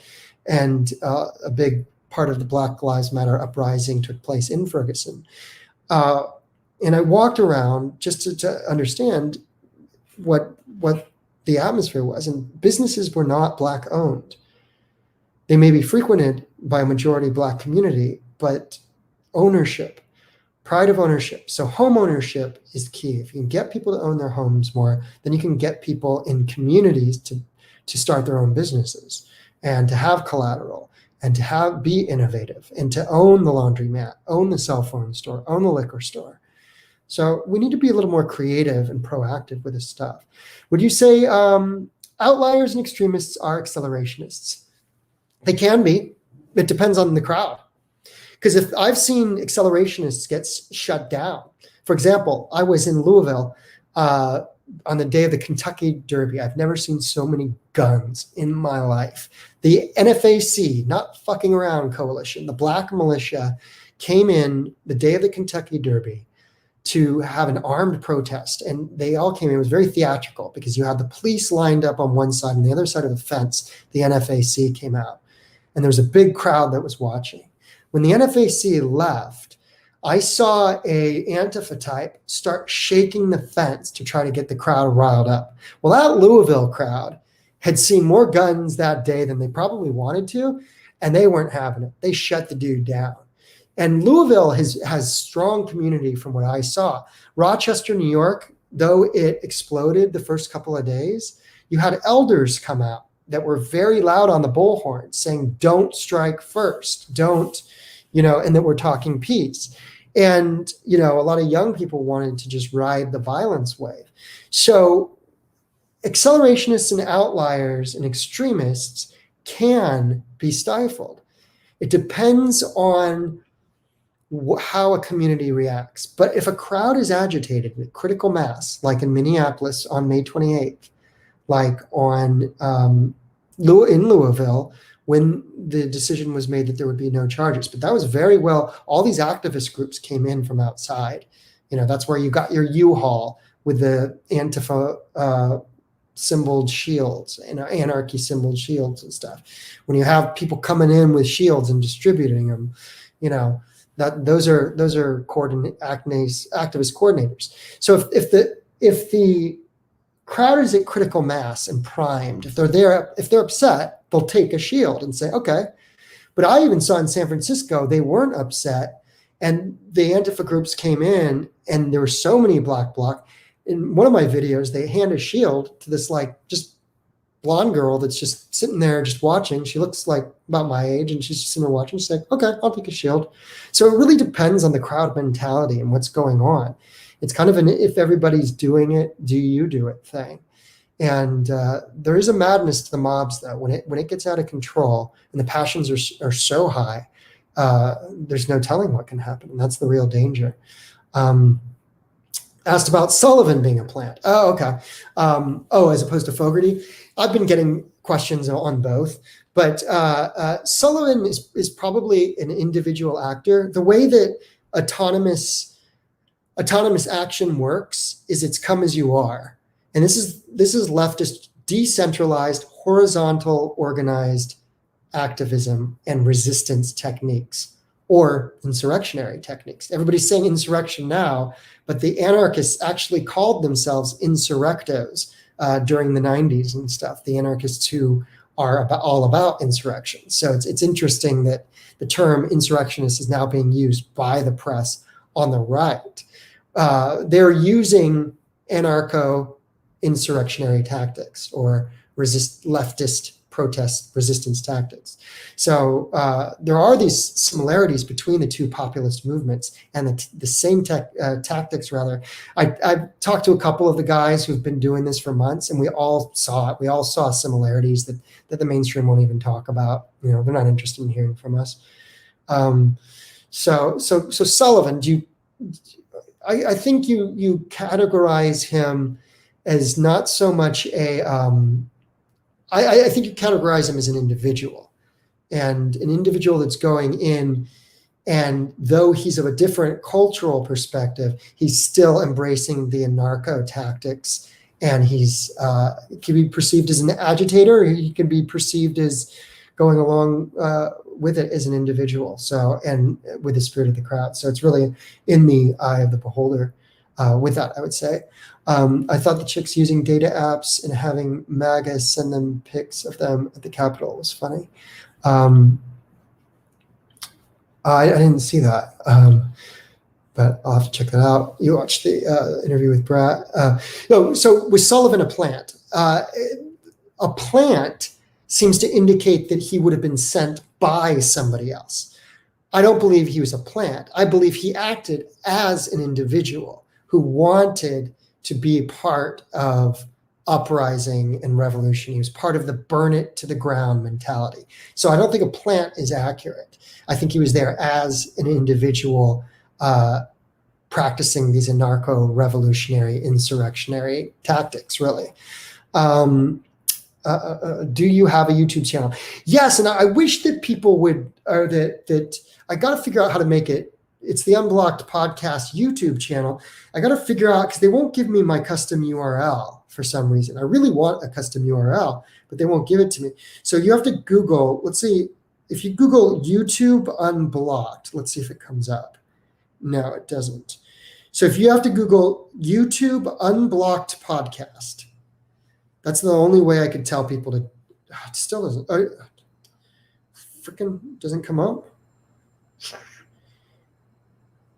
Yeah, why is it so hard to find my YouTube channel? Yeah, I think this is weird. It's being kind of suppressed, I would guess.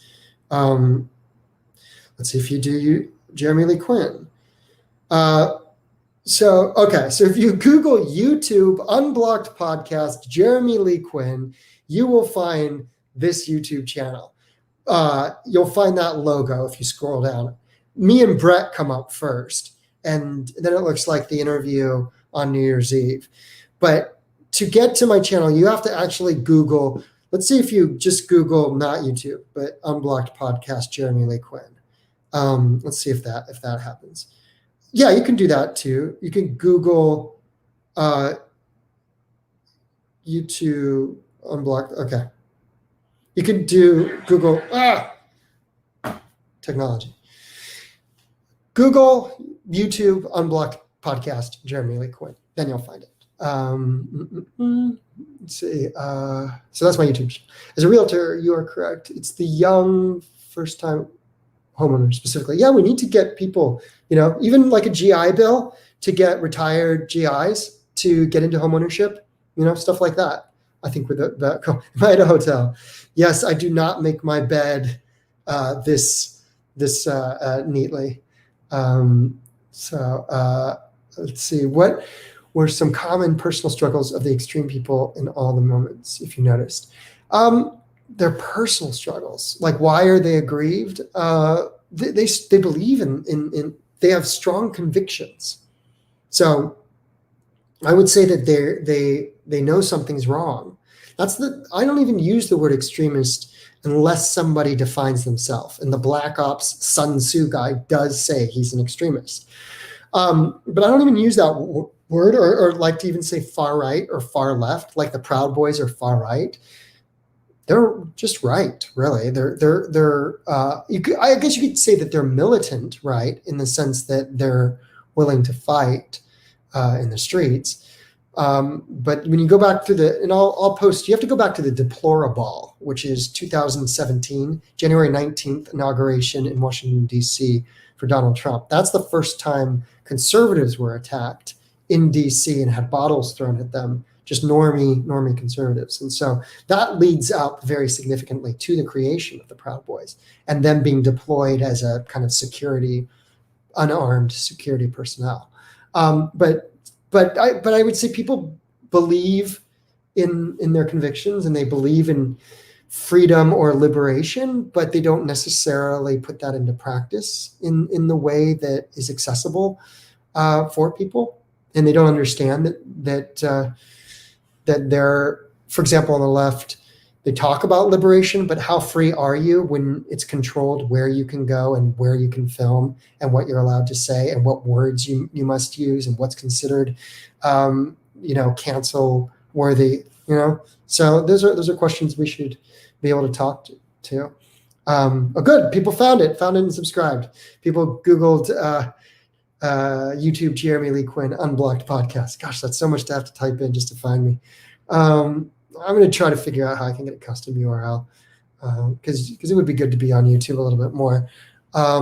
Did you see the footage of what I would call ignorant opportunist left protesters in Portland harassing a local station Fox affiliate reporter because they thought she was Fox News Channel? No, it's not funny if she had to run into a fire station. Well, yeah, that's pretty ignorant. If you're a Fox affiliate, you're not necessarily what we call in the biz O&O, which means owned and operated. There are some that are, like if you're in Los Angeles or New York, those big city ones are O&Os. They're owned and operated. I don't know who owns the affiliate in Portland, but a lot of smaller markets are not O&Os. So it's not necessarily if someone has a Fox mic flag, it doesn't mean they work for the big Fox News. It just means they might work for an independent station that's a Fox affiliate. So that is a little ignorant, but you know what? I've seen a lot of ignorance these last 7.5 months. Big time shadow ban. That's what it feels like.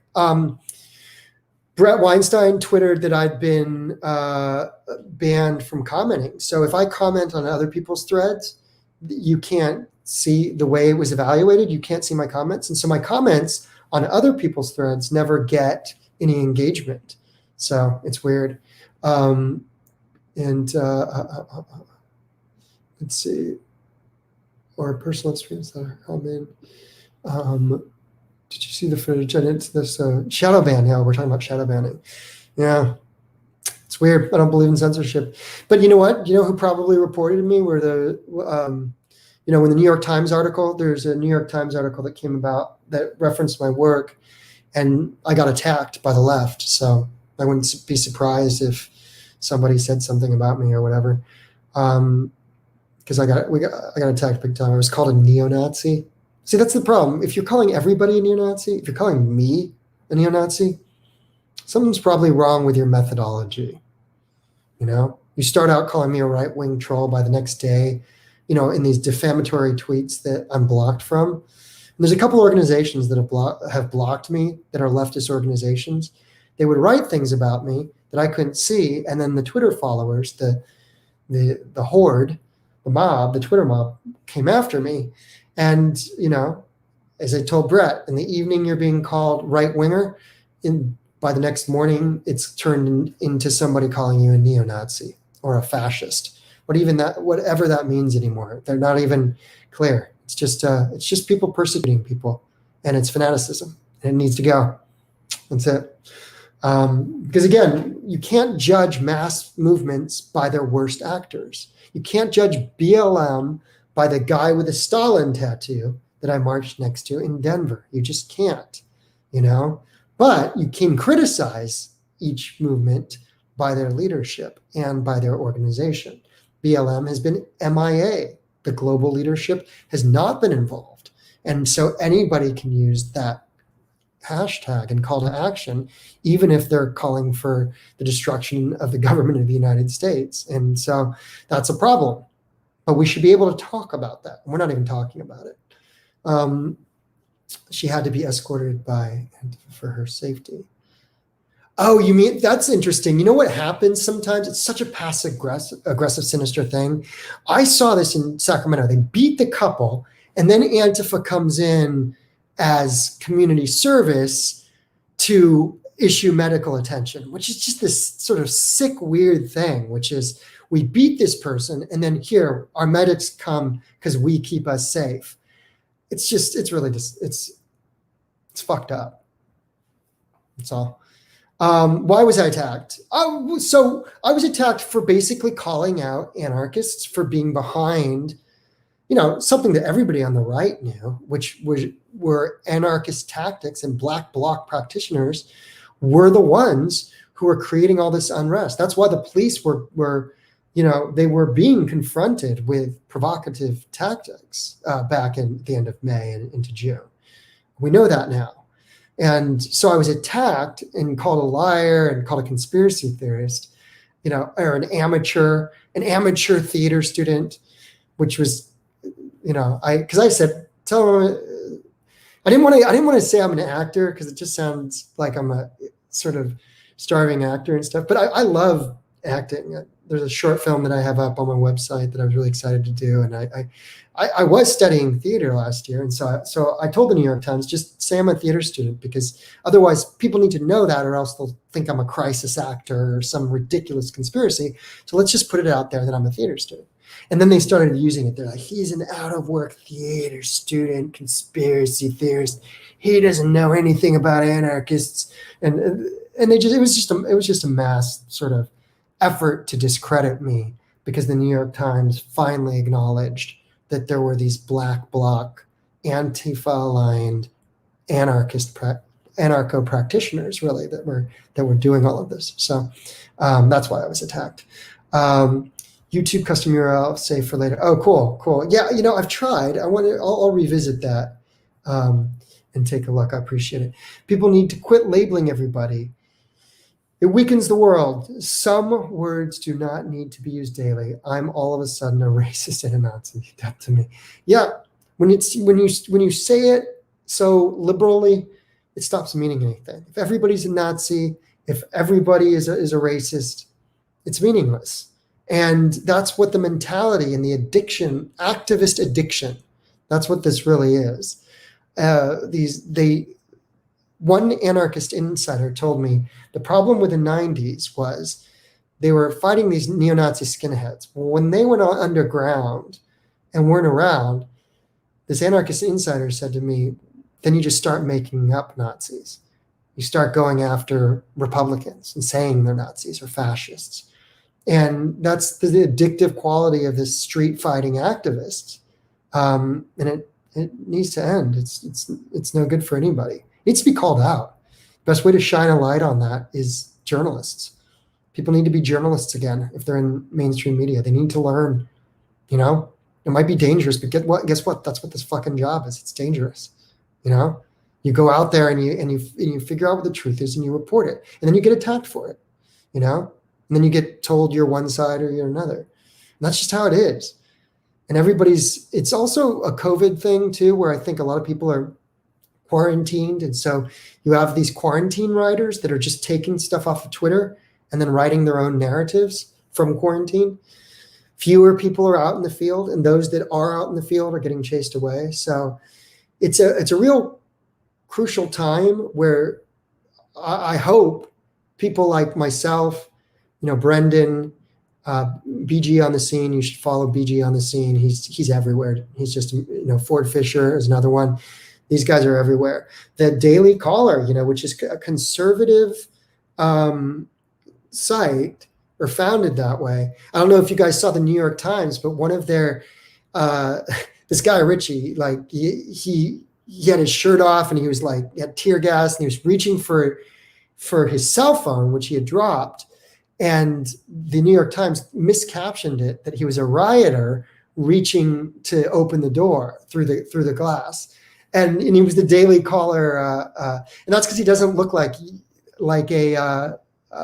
a conservative, because he's not. He's one of these, heterodoxical thinkers that aren't about partisanship. So when you have someone like that running the Caller's video department, man, they've had like multiple people in Kenosha. I think they had like 5 videographers at the Capitol. Like they have such a trove that I haven't even started to really look at, their archives of what they have. But you should know that their methodology has been sound, which is they're gathering all of it.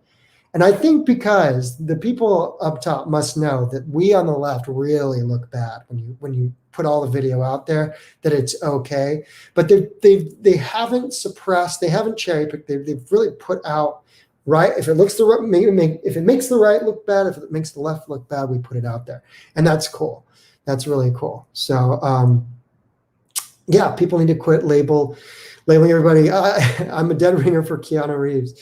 When I was a kid, I had longer hair. There's a couple of videos of me doing impressions of Keanu Reeves. I used to always be like, you mean the FBI is going to pay me to learn how to surf? That was my whole thing when I did comedy. Like I would do my Keanu Reeves impression. And there's still a couple of videos from I think 6 or 7 years ago when I was in the comedy scene. I would always do that. I was in New York, and I was in the comedy scene there, both as a producer. That's why I'm, good at getting this content out and stuff. I would work with comedians. I would film their sketches, and had a couple of viral hits. That's why I also understand the dynamic of social media. Is I've had a couple plus 1 million viral comedy videos, which is cool, back in the day. So that actually informs my perspective. Do you think the lack of clear leadership makes BLM less or more effective? I think it makes it less, for sure. Leadership could make it more focused. Absolutely. It needs. See, the problem is I can't speak right now. I need water. Black Lives Matter Global, there's a schism between it and the local chapters. And and you wonder how much they haven't been willing to give money to the local chapters, because then they might be liable for all this crazy stuff that some local chapters get their hands into when it comes to, cross mingling with Black Bloc Antifa, essentially. So the lack of leadership makes this unclear. The lack of leadership also makes the right lump in BLM and hold BLM accountable for everything. So the lack of leadership, I think, has been terrible. And that's been one of my biggest criticisms of the left is the lack of leadership. Lack of leadership keeps it agile. Not anymore. I don't think so. It's just, it's not working, I don't think, in the sense that it's not clear what's going on. And as you see, confusion only breeds more confusion and more resentment and more people making up their own narratives. If you don't engage in good faith. Black Lives Matter hasn't engaged in good faith. They haven't told us what they want and what they're about and how everything is supposed to work and what it means to be aligned with a cause as an ally.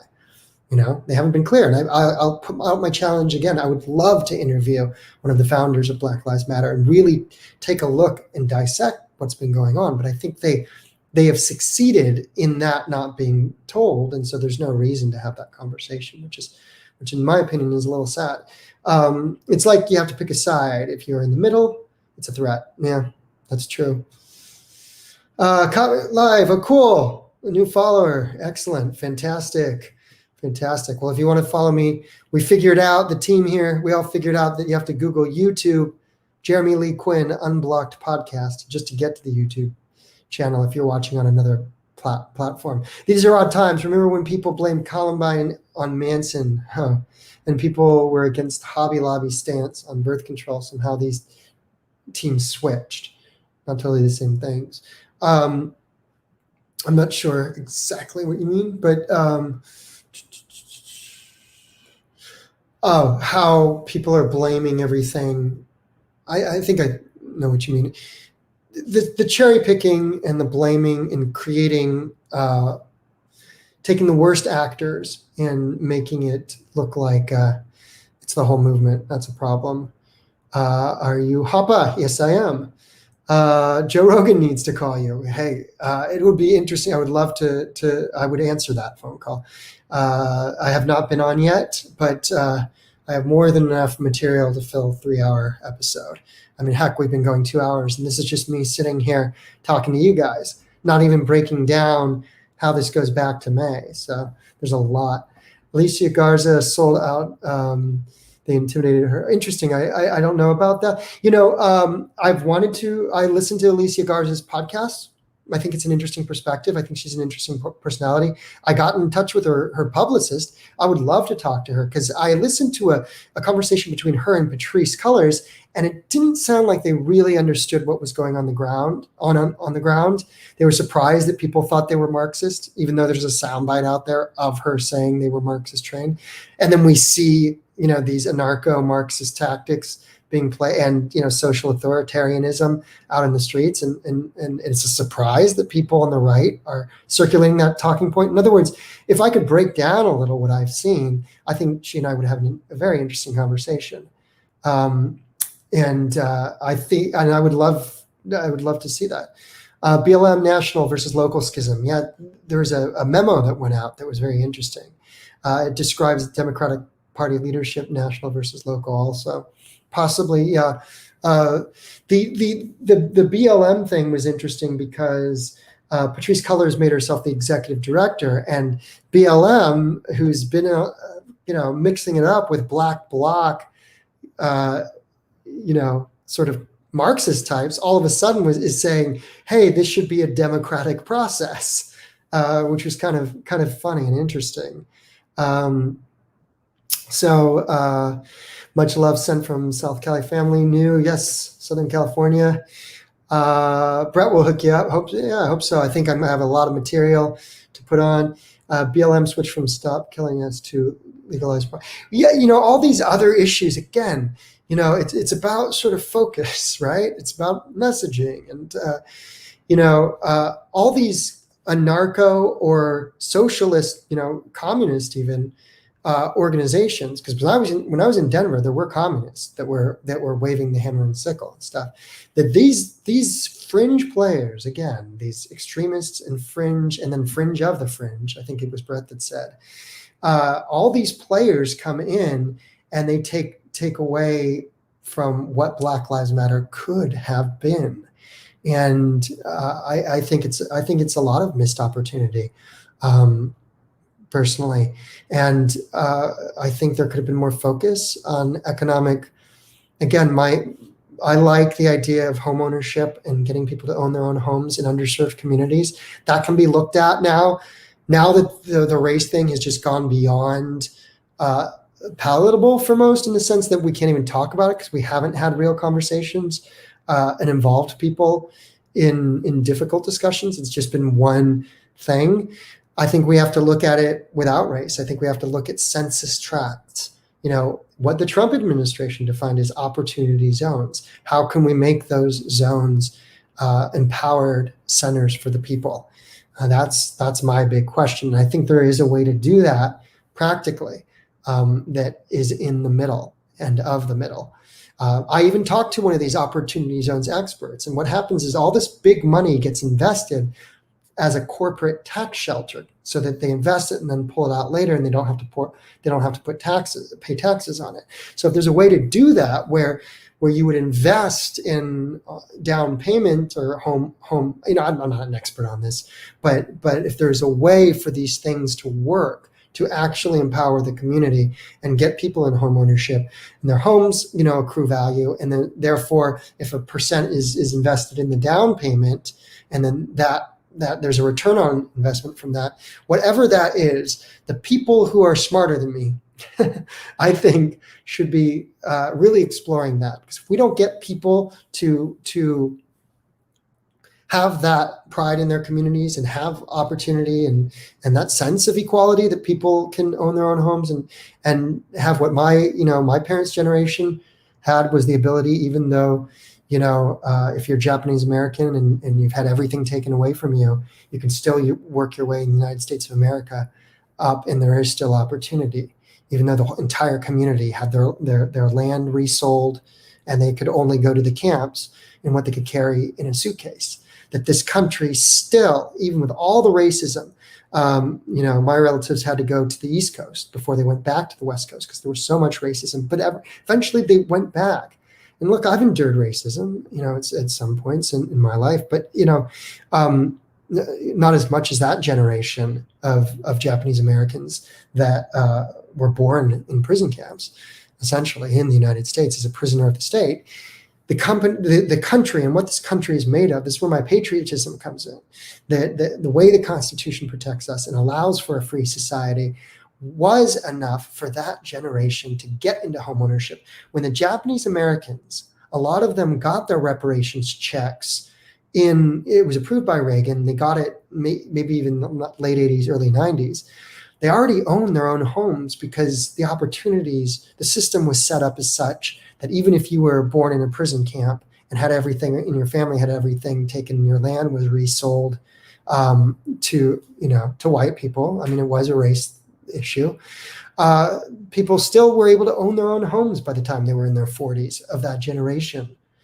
And I think that it says a lot about where we aren't and where we should be and where we need to go back to allow for that equality of opportunity. And a funny thing that my aunt says is she says that in the Japanese community, you had all these people, because the Lexus had just come out in the late 80s and the reparations checks came in and people already own their own homes. So you just saw all these Japanese Americans buying Lexuses, which ironically is a Japanese car. So the whole thing was just like really bizarre and kind of a funny anecdotal tale on that. Let's end on this one. Everyone is losing their jobs. Homelessness seems to be being forced during COVID in Southern California. I mean, it's not good.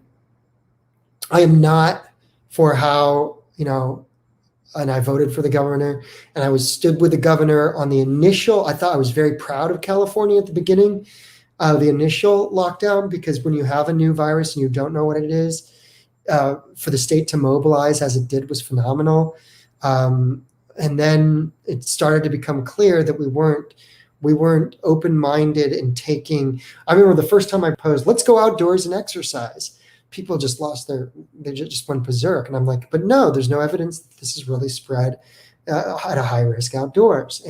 And so that breaking down, from a scientific perspective, and understanding that you can't make people do everything. And that comes down to understanding the people, I think. And if you're at the French Laundry, without a mask, eating a high-priced meal while others are having to be forced to close their businesses, that's not what you call understanding the people. So I understand the disillusionment, and the homelessness crisis in California is just it's out of this world. So we have a lot to do, a lot to work on, and I hope that we can eventually figure this out and get beyond this COVID crisis, get beyond this political civil unrest crisis, and hopefully get to a third-party solutions we all agree on, because I think we see a lot of the same problems, and we have to just get rid of this identity politics fighting and understand that we are seeing the same things. We know what needs to be done. So let's go out and do it. Thank you, everybody, for joining me from undisclosed location where I have been doing a little R&R, getting a little sun. And I appreciate you all. And thank you for being on this chat. And I'll do another one, and I'll let you guys know. I'll probably pop up on inauguration somewhere, even if I'm still in hideout mode, protectionist mode. I'll still do some sort of live cast on inauguration. So thank you for following. If you're new, I'm at J Lee Quinn. You see my Twitter, and then you have to Google on this side Jeremy Lee Quinn YouTube Unblocked podcast. Subscribe to me on YouTube, subscribe on Twitter, and check out publicreport.org for all the updates. Do you think those unhappy faces here are in support of me? Like people are angry because I'm angry kind of thing, or they're angry with me? Don't be angry with me. I already have enough of that when it comes to being stuck between the far extremist right and the extremist left. I said I wasn't going to use those terms, but the militant, we can't let the militants push us into further militant confrontation. Talk to somebody on the other side, from the other party. Be good, everyone. Take care. Thanks for joining me.